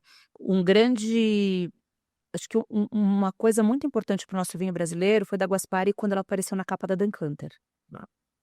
Foi na época que eu gravei lá, eu já tava e saiu. Esse tipo de reconhecimento é muito importante para o Brasil. Pra caramba. A Marina, o Paulo, que eles investem ali, do lado, a Terra Nossa, você viaja ali por aquela região para fazer no turismo, você almoça na vinícola, você visita a produção, é uma delícia. Eu tô indo pra lá agora, no feriado. Ai, que delícia. Junho. Feriadinho de junho. Cada pousadinha charmosa lá. Então, ali é uma região muito legal. Você tem Andradas, Poço de Caldas, você tem um círculo ali, a Estrada Real, que é a avenida... Azeites, Café Orfeu também fica ali, eu já visitei algumas vezes. Experiência de café, de vinho, é muito legal. Ali tem muitas vinícolas que dividem a produção com café ali ainda, né? Eu vou ficar hospedado num cafezal lá. Que legal, onde você vai ficar? Não... Já quero saber, né? Não eu faz essa pergunta. Vou fazer matéria no site. Não faz essa pergunta que pra mim... Eu acabei de desenhar um roteiro, o meu irmão adora essas coisas, ele foi e eu queria ir. E aí eu fiz um roteiro pra ele, porque ele vai de novo numa turma de 20 amigos. Ele falou, faz o roteiro pra gente? Eu tava fazendo. Aí eu falei, acho que eu vou junto. Eu fiquei com muita dificuldade de achar hospedagens Vou te mandar. mais interessantes. Tem umas 2, 3 boas. Porque tinha na Merum, que é uma vinícola que tem lá, que tem uma hospedagem bem legal, assim, uma cabaninha, o hidro e tal, pá. Mas foi bem difícil achar. Eu não vou lembrar o nome. Depois que eu ficar, eu lembro o nome. Mas tem acho que não era Quinta das Pedras, tem uma pousada muito bacana lá. Muito pouco. Tem muito pouco. Mas é porque só vai desenvolver a parte turística de enoturismo quando tiver mais visitantes. A gente precisa contribuir dessa forma. Não adianta reclamar que não tem. Só vai quando a gente tiver visitante. O turismo é muito... O turismo se desenvolve em torno da demanda. Total. E é uma região muito legal ali, né? Eu lembro que outra vez que eu fui lá pra ver vinícola também, eu acabei ficando em Poços de Caldas, porque não tinha lugar pra ficar. E é uma estradinha de terra, você se perde ali. Você vai eu fui no Fabinho da Montezuma, que faz mussarelas de búfala, assim, incríveis. Tem muita coisa legal para lá. Fora o vinho tem isso, né? Tem outras coisas regionais ali, de Minas ali, que são incríveis, né? Maravilhoso. Ai, gente, já me dá com fome. Começar a comer. Não, pode comer. Não, dá fome, né? Dá fome. Dá demais. E a gente tá gravando aqui na hora do almoço, pessoal, então é isso. E falando um pouquinho mais de viagens, assim, viagem, gastronomia e vinho, assim, vamos pegar esses 3 temas principais e fazer um top 5 aí da Filomeno de lugares Vamos lá. aí. Você falou que era ruim de memória, mas você falou um monte de nome Não, aí. que eu amo. Caramba. Tem um lugar que é velho. Eu amo ir para Bordeaux. Né? Bordeaux eu conheço todo mundo, então eu consigo entrar nas vinícolas porque elas são fechadas, são pouquíssimas vinícolas que são abertas. Então lá eu tenho acesso às vinícolas, eu faço visitas especiais, eu conheço todo mundo. Eu adoro ficar ali no hotel de Pavie Saint-Emilion, que é assim, incrível. A Cris, que atendeu a gente na época como guia, e montou uma empresa de visitas de vinho depois disso, ela tem a chave da igreja subterrânea lá, então a gente entra. Eu acho que Bordeaux tem uma característica muito legal, porque cada região o vinho muda demais. Total, hein? Primeiro que a gente tem ali, né, os 2 lados, né, a margem esquerda e a margem direita. Eu sou uma pessoa Mais Cabernet, mais Merlot. mais Cabernet, mais Merlot. Eu sou uma pessoa da margem direita, que é a margem do Merlot, mas nos lugares que produzem Cabernet. Eu gosto disso, então eu adoro, obviamente, Cheval Blanc, já que é um dos vinhos meus favoritos. Então eu gosto dessa característica do lado de Merlot, mas que tenha um solo um pouquinho mais calcário, que tenha essa não tão argiloso como é a margem inteira de lá. Eu amo. A gente foi recentemente para a África do Sul. Gravamos a Cidade do Cabo, só que eu fui para um hotel de vinhos, naquele trio, né, que é Par, Franz Schoenk e Stellenbosch. A gente foi para Babylon Story. É um hotel, uma fazenda, hotel fazenda. Você fica como se fosse mini casas de fazenda, com 2, 3 quartos ou um quarto só. A gastronomia é surreal, surreal. A apresentação simples e gostosa. E tem o jantar, eles fazem festival de carnes à noite. O vinho é muito bom, o azeite é incrível. Eu quero ficar naquela fazenda me perdendo. Eu não saí do hotel. Geralmente a gente tem que fazer um monte de pauta. Eu não saí. Porque tem uma menina lá que faz uma visita no jardim que é uma apaixonada pelas plantações. E ela vai explicando. Aí eu fiquei uma manhã inteira com ela. Aí eu fui fazer o almoço. Aí fiz degustação de vinho. Aí já não fui embora. Então esse Babylon Story é um hotel maravilhoso. Eu amo. No Brasil, a gente tem que ir para a região de Bento Gonçalves, precisa visitar. Cheio de hotel boutique, tem o tradicional que é o Espadovinhos, que é gigante, e tem degustação todo dia lá, mas almoçar, fazer a degustação, entender esse terroir, eu acho uma baita viagem. Mendoza, eu já perdi as contas de quantas vezes eu fui para lá. Eu brinquei que a gente estava um dia com os pais da escola em casa fazendo churrasco, todo mundo bebeu um monte, a gente fechou todo mundo passagem para Mendoza. E aí eles me ligaram e falaram, Dani, somos em 29 e agora você que vai organizar. Eu falei, caramba, ninguém recebe 29 em Mendoza. E a gente organizou a viagem, foi muito divertido. A gente ficou no Cavas Wine Lodge da Laura, que agora a Oasis comprou. É uma viagem sempre. Eu fiz uma viagem de aniversário também com um monte de amigas para lá. É uma viagem que sempre funciona. Tem que saber muito. Agora tem É rapidinho. Não, tem voo direto, mas de Lujan de Cuyo até caminhadinho. Vale do Uco, 1h30. Não dá para. Você tem que saber se organizar. Lá, né? Não, você tem que saber se organizar. Eu faço organizações de regiões para a gente não ficar no carro, porque, obviamente, o ônibus nunca carro em Mendoza, gente, porque lá não pode. Aliás, beber vinho, dirigir não rola, não rola, não rola. Mas como que você... Essa coisa da viagem. Lugares... Olha, tem um lugar que me surpreende muito com o vinho, Suíça. E os vinhos não chegam aqui porque eles consomem a produção inteira. Mas os vinhos suíços são incríveis. Eu amei essa viagem, achei muito interessante. E qual região ali do... A gente viajou tudo, eu fui para todas as regiões. Eu fui para a região francesa, fui para a região italiana, a gente viajou tudo. E alemã, né? Tudo, alemã.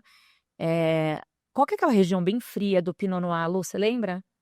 Que a gente foi numa região que a gente fez de bike, que choveu, tava naquela bike maledeta. Eu vou lembrar a região, era com L. Ó, pessoal, tá vendo que maluca? Você lembra? Eu lembro a primeira letra.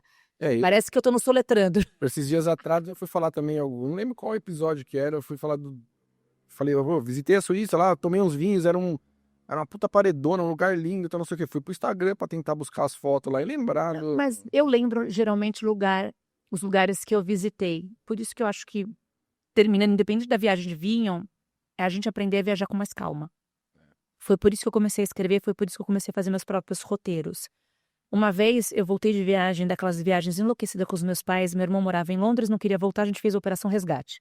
Fomos buscar meu irmão em Londres, que ele estava estudando lá, não queria voltar. E aí saímos para viajar. Mas ele precisava terminar a faculdade. Então saímos para viajar a Europa, a família. Era a época que a gente tirava foto, ainda revelava. Fizemos 5 países em 20 e tantos dias. Voltei e derrubei todas as fotos no chão. Eu não sabia juntar de qual igreja, de qual era lugar. Nesse dia eu olhei e eu virei e falei, caramba, eu não consigo lembrar de um detalhe. Tudo bem, é um detalhe, mas a gente nunca lembra da viagem inteira, mas a gente acabou de voltar. Não conseguia lembrar. Eu mudei minha forma de viajar por conta disso. Eu falei, eu vou fazer uma coisa mais devagar. Mais contemplativa. De você entender que cada coisa precisa criar uma memória. Eu nunca gostei muito desse negócio de ficar pingando. Nunca foi muito... Hoje em dia, eu fui fazer uma viagem em família, a gente ficou 8 dias em Roma. Só em Roma. Mas você não vai viajar? Não vou mais para nenhum lugar. Essa coisa de você vivenciar, de sair, achar um café novo. Total. A gente foi gravar em Lima, eu fiquei em Barranco. Lima tem muito trânsito, muito caótico. A gente ficou em Barranco porque a maioria das gravações era lá. Os trânsitos Eu mais acordava... malucos que eu já vi na minha vida. Muito caótico. E a buzina é meio de bom dia, né? Bom dia. Tá grudada na mão aqui. Tá grudada na mão, igual Jamaica. Jamaica também, o meio de comunicação é a buzina. Mas eu acordava de manhã para caminhar. Ia bem cedo para caminhar porque eu faço exercício. Na volta, achavam... E eles têm uma cultura do café muito interessante, né? Toda a América Latina tem isso. Então, parava no café... Tomava um café expresso, voltava, tomava banho, me arrumava para gravar, tomava o café da manhã no hotel e saía. Acordava cedo. Então, essa coisa de você vivenciar é uma delícia. E a gente viaja para criar memórias. Não significa que a gente vai lembrar tudo. Você viaja com crianças. As crianças vão lembrar? Não, mas a memória, o que se faz em família... Já é comprovado que uma criança que viaja tem uma cabeça diferente das crianças que não viajam. Total, Né, que essa influência... Eu vejo o impacto disso nos meus filhos, na escola, hoje em dia. E a escola aprendeu a valorizar também a minha agenda, às vezes eu carrego comigo ou não. Eu faço uma viagem, a minha já está com 10, já viaja comigo sozinha, pelo menos uma vez por ano, e meu pequenininho também viaja, mas a gente se adapta a isso, né, momentos únicos. E a viagem é isso, viaja para criar memória. Vinhos a gente cria memória. Eu sempre tive essa pegada de ir mais devagar em viagem, assim, não ficar querendo cravar bandeira em país. Agora com a minha filhinha, aí muda totalmente, né? A gente fez a viagem pro Douro lá, cara, a gente saía da pousada às 10 horas da manhã, 11 horas da manhã quase, porque até você preparar a comidinha dela do dia, não sei o que lá, e você... Era uma vinícola por dia, saía depois pra jantar, voltava, já era. Uma coisa muito slow total, assim. O que eu mais amo numa viagem é não ter obrigação de sair correndo do hotel. Então, a minha primeira reserva, geralmente, é o almoço e um pouco mais tarde. E aí, eu defino o que eu faço minha viagem assim. Então, o que a gente... vai almoçar aqui? O que a gente vai fazer no entorno? E eu vou visitando os lugares conforme a refeição. Eu faço isso. Eu viajo pra comer também. Mas eu adoro ficar batendo papo na mesa do café da manhã. É uma coisa que não consigo muitas vezes a trabalho, obviamente. Aí essa pegada de Lima era acorda cedo, caminha, faz exercício, vai trabalhar, estuda o texto, vai, mas viagem a lazer, nossa. A gente em casa tem essa pegada do café da manhã, mas em casa, assim. Eu adoro. A gente tem Café da manhã pra mim é uma celebração ficar à mesa. Porque a mesa é muito bom. A gente tem essa oportunidade de poder tomar café da manhã em família todos os dias, assim. Então, isso é muito prazeroso. Gostoso, mano. Isso A refeição faz esse elo de conexão de família. Todas as lembranças que eu tenho da minha família, a maioria, ela é em torno de uma mesa. A minha avó mineira, a minha outra avó italiana, ela fazia um porco. Nossa, até hoje lembro o porco na lata que ela fazia. Sinto sabor, parece. Era tudo em torno da mesa. Sim. Imagina, família italiana com mineiro. O que vira? Totalmente... Italiano com mineiro. É comida. Boa, fartura, né? Essa celebração. E um pouco de briga, né? Italianada na mesa. Fala alto, gesticula. Muito bom. Bom demais. E aí, vamos lá, top 5. A gente se perdeu totalmente, né? Não, a gente vai, tá vendo? A gente não dá. Você falou... As viagens de vinho, né? A gente falou de Bordeaux. Regiões do mundo. Regiões do mundo, que a gente falou de Bordeaux. A gente falou da África do Sul. África do Sul. Aí falou de Bento Gonçalves, do Brasil do Sul. Vamos lá. Itália, Etna, foi uma bela surpresa. A gente foi por um outro lado não tão conhecido, foi na Terre Neri, incrível. Ele é conhecido como um cara que trabalhou na Borgonha, trabalhou em Bordeaux, trabalhou em todas as regiões conhecidas de vinho e produz um belo vinho, incrível. Eu acho que o Etna tem isso. Chile, maravilhoso. Eu já visitei a Nova Almaviva, dentro da Conchitoro, que tem uma história belíssima, né? Conchitoro, o Casileiro del Diablo, que tem esse hoje nome é para muito ninguém roubar vinho. Hoje é muito comercialzão, Mas tal, a mas não experiência- deixa de ser uma experiência legal. Mas a experiência do Dom Melchior lá dentro é incrível. É, É surreal. Sim, vinho, né? mas é um vinho maravilhoso. Chile, a gente também foi para Vic, pro Hotel Vic. É sensacional, né? Eu amo a Matetique, que não fala Matetique, né? Eles falam Matetique. Eu não consigo falar. Que é um vinho biodinâmico, uma casa de fazenda, 10 quartos, gastronomia excepcional e eles também têm um programa, se quer viajar com um filho, eles fazem degustação de suco de uva, tem a fazendinha, tem bicicleta, é total, assim, kids friendly, você pode levar filho que... Que geralmente, assim, no universo do vinho é meio difícil você ir com criança, Total. né? Nunca tem Não, é proibitivo, é proibido você levar... Não é kids friendly. Não é. Na África do Sul dizem que as vinícolas são. Eu nunca fui, nunca levei. Mas tem parquinho, tem coisas assim que dá Uma pra... idade um pouquinho mais avançada. Daqui a pouco, 1 ano e meio, filha da vida, nem 1 ano vai estar correndo que você vai estar... Já tá. 1 ano e meio. A minha começou a andar com 11 meses. A minha 9 Nossa, ela tocava meses. um terror. Ela corria na festa dela de aniversário de 1 ano. Então, vamos lá, outra viagem de vinho, caramba. Tô tentando assim, caçar alguma coisa diferente. Eu falei Suíça. Suíça. Não, só tô falando de vinho, você falou vinho. Pode ser aí, fomos... Não, aí fora vinho, um dos lugares mais incríveis que eu já fui, Islândia. Voltaria ontem. Gastronômico, vulcão, geologia. Tem a aurora boreal, mas a aurora boreal no inverno. A gente foi no verão. Então a Islândia foi incrível. Motivo pra voltar. Vou voltar. Itália, eu voltaria. Ever. Se deixar, eu vou todo ano, mas voltaria todo mês. A Itália eu acho incrível. Eu amo o Peru. Adoro Machu Picchu, Vale Sagrado. É muito louco. Linhas de Nazca, Ica, Roacatina. O trem que eu fiz da Belmont que vai até o Lago Titicaca. Eu amo o Peru. Acho um país muito rico. O Titicaca de busão. Incrível, maravilhoso. Recentemente a gente foi para Jamaica, que me surpreendeu muito. Jamaica tem cultura, Jamaica tem história, gastronomia, a música e a cultura rasta pautam o estilo de vida.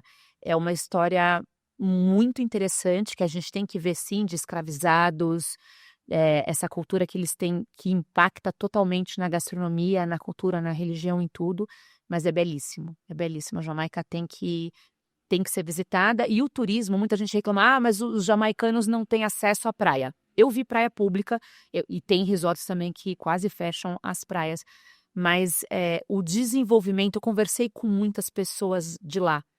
E as pessoas locais tiveram as suas vidas transformadas através do turismo.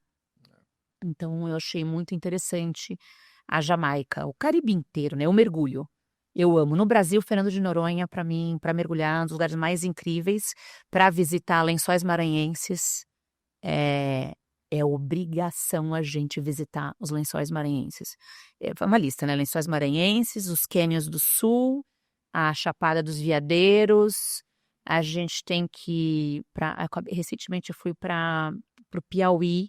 Não fui para o Delta do Parnaíba ainda, mas eu fui para Barra Grande, eu achei incrível. Sabe aquela ruazinha de chão de areia com os barzinhos, restaurantes bem simples? Nada mais gostoso que isso, né? Incrível. E quero conhecer todas as outras chapadas e todo mundo tem que ir para o Pará. Fazer Belém do Pará e Alter do Chão e mergulhar nessa Amazônia que tem um turismo de comunidade. Você vai onde tem a farinha d'água, você conhece a comunidade, você almoça e contribui para eles ali e é um turismo de comunidade. Esse turismo é muito importante para o Brasil. Então, eu acho que o Pará, a gente também tem essa obrigação de conhecer. Boa. E falando de comida. Ai, gente, como eu gosto de comer. O Pará é isso. O Pará, para mim, no Brasil, a gente tem culinárias muito assim, um gringo vem para o Brasil. A culinária mineira é muito importante, não só é muito icônica. A gente tem a baiana. Pra gente também que tá muito perto de Minas, talvez. Sim. Tem muito essa ligação. Mas eles têm uma culinária que você reconhece como culinária mineira, né? O tutu de feijão, o pernil, Couvezinho. toda a comida, e o pão de queijo, o torresmo. Você vai para Bahia também, é uma comida muito icônica que a gente tem no Brasil, uma bela oportunidade que a gente tem de mostrar. A gente tem baunilha no Cerrado, uma baunilha gigantesca, né? Que é uma iguaria tão cara no mundo inteiro, aqui a gente tem enorme. A comida paraense, eu acho uma comida incrível. A gente vai para o sul, a gente acha que o sul é só carne. Esta expedição que a gente tem mar, né? Vai para Florianópolis, as ostras de lá são incríveis, os queijos, os embutidos, os vinhos, né? A própria aproveitar também no Brasil essa junção de culturas, né? A gente tem restaurantes japonês. Maluco. Eu gravei 2 programas só em São Paulo, só sobre a comunidade japonesa aqui. Daria pra gravar Daremos mais uma bastante, série. Né? Assim como tem a italiana, Maior, a gente tem a árabe, a segunda maior. Segunda maior, né? A gente tem muita cultura. Então, conhecer o Brasil através da comida é uma... A gente não pode ser ignorante gastronômico do nosso próprio país. Né? A gente tem que experimentar. É isso que eu me cobro muito. E não só no gastronômico, mas também como no poder viajar. E é só viajando. Até porque a sazonalidade da Amazônia, os frutos são completamente diferentes. É muito incrível você comer um açaí tirado diretamente da palmeira. Não tem nada a ver com o que a gente... Processado, ele oxida, né? Processado ali, eles comem com peixe, eles comem salgado, eles não comem como a gente come com O açaí que a gente... banana, leite ninho, Nutella, não. Tem mais uma textura meio terrosa, assim, uma outra... Nossa, um peixe frito ali no Mercado Ver o Peso é incrível. Não tem nada a ver com o que a gente é acostumado ao açaí tradicional dos maromba de academia. Não tem nada a ver. Né? Não tem certo ou errado, meus filhos adoram com açúcar, mas o açaí, na época do açaí, pelo amor de Deus, o cupuaçu, a gente tem muita coisa bacana. O Galdens, o chocolate nosso, foi recentemente premiado em Londres como um dos melhores chocolates do mundo. É um chocolate branco com cupuaçu. Que, né, a produção de cacau que a gente tem na Bahia, Sim. no norte, na Amazônia, é gigantesca. Então, você só vai conhecer essas nuances em loco, indo pra lá. Boa. E os planos pro futuro, como é que estão aí? Quais as próximas trips pré-agendadas? O que vocês... Eu tenho uma que tá para fechar, que eu tô louca pra ir, que é Moçambique. É uma ilha, é uma praia incrível, fora do Brasil. E eu queria ir pra Ásia. A gente ainda não gravou Ásia. Que também Eu conheço, mas eu nunca gravei. Já fui para vários lugares lá, não conheço só a Indonésia, mas já fui algumas vezes para Tailândia, conheço China, conheço o Japão, Austrália, Nova Zelândia, tenho bastante coisa. Mas Brasil, eu queria rodar as Chapadas. Eu conheço muito bem a Chapada dos Veadeiros. Eu fui muito rapidamente para a Chapada dos Guimarães, que tem pouquíssima estrutura turística, é uma pena. Mas eu quero ir para Diamantina, lá tem a uva, eu também quero conhecer. Eu quero ir para a Chapada das Mesas, eu quero viajar, eu quero fazer o Delta do Parnaíba. Eu vou voltar agora para Lençóis de novo. Se deixar, eu vou para Lençóis Maranhenses também todo ano. Vou para Alter do Chão, vou subir o rio com as crianças. A gente vai entrar no barco, vai ficar 5 dias no barco subindo o rio. A gente vai até o Arapiuns, vai no Tapajós. Eu acho incrível essa viagem para eles, acho que vai ser muito rica. Mas aí família ou... Família e gravação. Eu não levo criança. Todo mundo fala assim, Dani, você leva as crianças nas viagens? Como que você vai... Você traz no escritório aqui? Tá com o filho aqui? Porque tá quebrando tudo, não dá. Então, mas como era um feriado, e eu vou viajar muito esse mês, 2 viagens que eu vou fazer, eu tô fazendo um misto, eu vou testar. Obviamente vai ser um caos, né? Mas... Total, né? Mas vai. É o que deu. Era feriado eu priorizo para a família, só tinha esse barco no feriado, então a gente vai fazer essa união. É um programa que dá para a gente fazer isso, porque é mais devagar, contemplativo, mais leve, não tem... Cidade é impossível, né? Cidade tem café da manhã, tem almoço, tem jantar, tem happy hour, tem pôr do sol, que não espera. Socialização, tudo. Então, não dá. E aí esses 2 próximos meses eu vou rodar muito o Brasil, a trabalho. E julho eu vou para Itália, com a criançada. Volto para Puglia, que eu amo de paixão, é um lugar muito rico de gastronomia, os vinhos também são muito legais, principalmente os brancos. E você almoça, você fica ali em Fasano, Savaretto de Fasano, e você almoça e janta cada dia numa cidadezinha pequenininha. Tem Poliana Amari, Monopoli, Ostuni, é cada cidade minúscula. Tem Alberobello, que é patrimônio mundial da Unesco, que para a criançada é lindo, porque os trulli são umas construções bem típicas, assim, parece um bando de casinha de fadas. E vou pra Costa Amalfitana, na Itália, que eu vou todo ano. Tá lá é foda, né, cara? É. Eu sou muito apegado à Itália também. Eu amo. Sim. Eu tava gravando em Roma, eu falei, ainda bem que eu volto pra cá em julho, que privilégio, porque eu queria ter mudado, esse ano eu não vou pra Itália, esse ano eu não vou mudar, ainda bem que eu fui voto vencido. Eu tô com vontade de voltar pra Itália também, já faz 2 anos já. Já dá uma já costeira, já dá uma Venceu. costeira louca já. Já venceu. E ainda a última vez que eu fiz todo o norte lá, das Dolomitas lá, aquela e Tô louca pra conhecer as Dolomitas, eu não. e é uma região meio que não é Itália, mas é uma outra região. Lá pra cima, É, a você tá- cultura. é uma O italiano mistura muito aqui com o Brasil, né? A gente vai misturando muita cultura. A Suíça é muito isso, né? Você entra na parte italiana, fala italiano no trem. Suíça mesmo, eu não conhecia os suíços. Eu conhecia os alemães, eu conhecia os italianos e os franceses que moram numa denominação chamada Suíça, mas E eu rodei a Suíça inteira e de trem. Eu deixava a mala pra fora do quarto do hotel. Olha isso, né? Você paga um serviço a mais do trem. Ia tomar café da manhã, tem um horário pra você deixar. Eu chegava no dia seguinte, estava dentro, ou no final do dia, estava dentro do meu quarto a minha mala. Que coisa, né? é uma outra realidade, a gente vive lá, né? É uma coisa assim, uma excelência de serviço pública absurdo. Não, eu fiz muita Obrigada. coisa de carro lá, assim. Quando eu viajo, eu pego o trem, assim, a não ser muito raramente. Muito legal, não sei se fazer a viagem inteirinha de trem. É que tem uns, porra, que trem na Suíça é uma coisa diferente, né? Você tem aqueles trens panorâmicos. Total. A única coisa que eu fiquei triste é que eu fui no verão, né? E não tem aquelas paisagens lindas com neve e tal, uma coisa mais árida. Então não é tão lindo quanto você pegar o trem no inverno, mas, porra, são paisagens incríveis, né? Do nada aparece um lago de uma cor X lá que você nunca viu na vida. Qual lugar que você sonha em conhecer? Que eu sonho, porra. Eu não faço uns planejamentos assim muito. Que eu sonho, cara. Não tenho. Acho que não.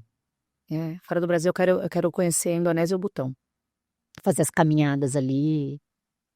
Não tenho umas metas assim muito doidas assim de quero ir pra lá.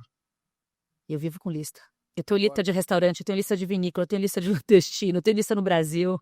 Agora eu vou pra Espanha, mas foi no bonde da família da minha esposa, que o pessoal, a gente vai, o sogro dela comprou um carro, o sogro do irmão dela comprou um carro na Espanha e tipo, vamos pra Espanha? Vamos, né? Tipo, vamos embora, né?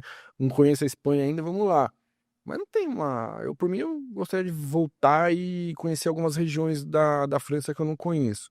Bordeaux, Borgonha, da França eu conheço Paris, Ramos lá, a parte de Champagne e o Loire, um pouquinho lá. Então eu queria explorar mais a França como uma próxima meta aí. Bom plano, bom plano. Não, bom plano, cara. E é pertinho de Paris ali, né? É. Voltar pra Paris toda hora. Eu não conheço a Borgonha. Borgonha tá na lista também. Não, tá muito. Eu queria muito conhecer Bordeaux e Borgonha. Que, pra mim, eu acho que precisa. Pro mundo do vinho, eu preciso fazer uma imersão lá pra. Porque por mais que a gente estude, tal, e deguste uma coisa aqui, outra ali, hoje em dia tá difícil você degustar Borgonha bom aqui no Brasil, né? Não, Borgonha bom, barato é difícil, Então, né? Então é preciso fazer uma imersão lá pra me aprofundar um pouco mais. Lá muda muito, né? É um produtor na Borgonha, do lado o vinho não é bom. Já é. É muito. Eu quero lá para entender o terroir. Eu tô lendo a história do Romanée Conti. Eu acabei de ler Vinho e Guerra. Nossa, a questão na Borgonha ali de produção, e tem um outro livro da Borgonha que eu vou ler também, que tá na fila. Mas é muito diferente. É muito o nome do produtor e pronto. Aqui no Brasil, até na própria Bordeaux, tem a mão do vinheron, tem o terroir, mas uma propriedade do lado, você tem a denominação de origem muito marcada. É que lá é um negócio bem atípico, né? Porque você tá falando de uma propriedade de sei lá quantos anos. A gente tá falando de um micro terroir, não é nem de um terroir, é um micro terroir que realmente uma garrafa sai a 2.000 euros aqui, do lado sai a 200. É uma coisa. E aí você vem em questão de mercado também, né? Oferta, demanda, Enquanto tem alguém pagando 2.000 € uma garrafa, vai vender, né? Então não tem muito milagre, mas eu quero muito conhecer essa região aí. E quero voltar um pouco pra Itália também. Eu sinto falta da Itália, assim. Eu fui 3 vezes pra lá, mas assim, é um. Minha família é de origem italiana, né? De que Então, região? do Vêneto ali. A minha também, de Treviso. Eu sou de San Stino de Livenza. Hoje chegou pra votar. Eu não recebo nada disso aí. É, mas minha família é de lá. Essa questão de, muita gente, todo mundo aqui no Brasil é descendente, né, Ah, tem um pedacinho, sempre tem, né? sempre Isso. tem, mas essa questão de buscar as raízes, né, da gente entender um pouco da cultura do vinho, o que você falou de Borgonha, o terroir. E você mencionou uma coisa muito importante. O vinho são vinícolas centenárias. O vinho tem uma relação com o tempo muito íntima. Total. São muitos anos fazendo aquele vinho naquele terroir, entendendo como produzir ali. No Cheval Blanc é a mesma família, gerações e gerações, fazendo a colheita. Né? No Château d'Yquem também, eles revisitam a mesma videira 5 vezes para poder pegar a maturação da uva em diferentes tempos. É um trabalho muito artesanal. E aí você começa a entender o valor da garrafa. Não é só porque o vinho tem o marketing, muitas garrafas têm marketing, assim, muito. O americano em Napa, na região de Sonoma, fez isso muito forte. Mas também tem vinhos muito bons. E tem um custo. Produzir vinho é caro. É caro. E leva tempo. E vinho de qualidade, de alta gama, é isso que você falou. É ir lá e às vezes pego esse cacho, o outro do lado não, revisito o negócio 2 dias depois, pego aquele, não esse. Então é uma coisa muito louca, né, cara? A gente acompanhou. No Iquem é muito isso, né? No Iquem a gente foi na colheita, tanto no Iquem quanto no Cheval Blanc. E eles revisitam o mesmo cacho. Algumas vezes eles tiram, assim, às vezes eles tiram metade do cacho. Uma coisa que eu vi é muito maneiro. Que aí tem uns baldinhos lá, que são os putons lá, né? E a névoa, né? Quando você olha de manhã, de madrugada, aquela névoa, pra você entender o Boitrite, que é surreal. É surreal, é muito surreal. É um dos lugares também que eu gostaria de Vale a pena. De conhecer, assim. Assim, tem muita coisa que eu preciso visitar ainda. Eu dei umas passeadas, mas tem muita coisa pra... O mundão é muito louco, né, cara? O mundão é grande demais pra gente. Tem muitos rótulos pra experimentar, muitas garrafas pra tomar ainda, lembra, né? Vinho é igual música. Que nunca O importante é que eu comecei cedo, então tem uma caminhada boa aí, né? Cedo assim, né? Devagar e sempre, né? Comecei a beber vinho, eu tinha uns 10 anos atrás, aí uns 28, acho. Boa. Não, Então, tem bastante. Meu universo do vinho é muito curto ainda, né? Apesar de absorver muita informação e ter um pouquinho, muito pouco conhecimento, assim, muito raso. Eu não acho que eu não busco esse conhecimento de vinho nessa forma, porque eu acho que vai estragar um pouco a magia.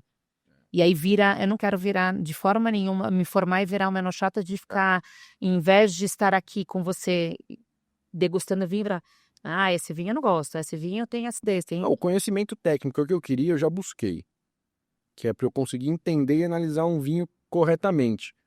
O resto, assim, e dificilmente eu faço isso. Quando eu tô num momento tranquilo, assim, em casa, eu pego a taça, cheiro, tal, e analiso, entendo o vinho e depois tchau. Às vezes eu deixo uma taça de lado, assim, pra ver como é que ele vai abrir. Boa. E só.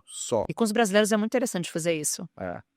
É um vinho desse aqui 2022, ele precisa abrir, pô. Vai abrir, mas ele já abriu bastante. Já. Desde a hora que a gente... Abre na garrafa, abre na taça. É que dificilmente o meu abre na taça, porque não dá muito tempo. Somos dois. Tô ali, esse livro que eu tô vendo, a história deles. De quem? Do Romane Conti? Do Romane Conti. Boa. É que aí são as camisetinhas. As camisetas, muito legal. Vamos ver se o patrocinador mandou uma camiseta. Manda, eu quero, ó. Vamos ver. Vou usar na próxima viagem de vinhos, ó. Ó, da Sanvivan, que nosso patrocinador. Vai que, né? Se for, vai ser muita cagada. Será? Não sei. Eu não sei o que eles mandam. Eu mando o Instagram, eles fazem a seleção. Aí... Vamos ver o que vem aqui, vamos ver. Tô aproveitando, Somocast 15. 15% de desconto lá na... essa camiseta é muito legal. Essa camiseta é bem legal. Quase usei ela ali. Não, usei ela ontem, acho. Essa é bem legal. Muito bacana. Então, Somocast 15% de desconto. Acessa aí o QR Code, tá na tela, o link na descrição. Charcutaria incrível aqui do nosso amigão Hugo. Bom demais. Agradecer também Trig Uva por esse Família Beber aqui incrível, um Cabernet Franc lá da nossa Serra Gaúcha, maravilhosa. Visitem, por favor, já tá tudo aberto lá, não tem mais Eles enchente. estão precisando É, de turismo. vá pra lá. Vá pra lá e vai comer bem, beber bem, sempre em fartura, né? Lá Vai ser feliz. vai ser feliz, é. Então a região gostosa de você pegar o carro, visitar é lá, né, cara? Puta, aquelas estradinhas, eu tô devendo uma visita, ela tava falando com os meninos, a última vez que eu fui pra lá foi em 2018. Faz um tempão já. Tem que voltar. Deve estar tudo diferente, né, cara? Yay. Pô, Filomena, obrigada demais pela presença, pela participação. Eu não acabei nem fazendo porra nenhuma aqui do roteiro. Pelo menos meu nome é Daniela, não conhece. Daniel. Desde criança também. Você... Ah, Mas pelo menos não chamei de Filomena. não, for Filomena, eu ia Se eu virar tivesse cupom, Coisa de eu tinha criança. avisado ele. O que foi, produção? Se eu tivesse cupom, eu te avisava. É. A produção tá louca pra acabar o podcast aqui. Tá. Não, quer ir pros lençóis. Tem mais um dia de gravação ainda, não sai dessa não. Então, obrigado e Obrigada. parabéns pra gente dia 29. Ah. Saúde.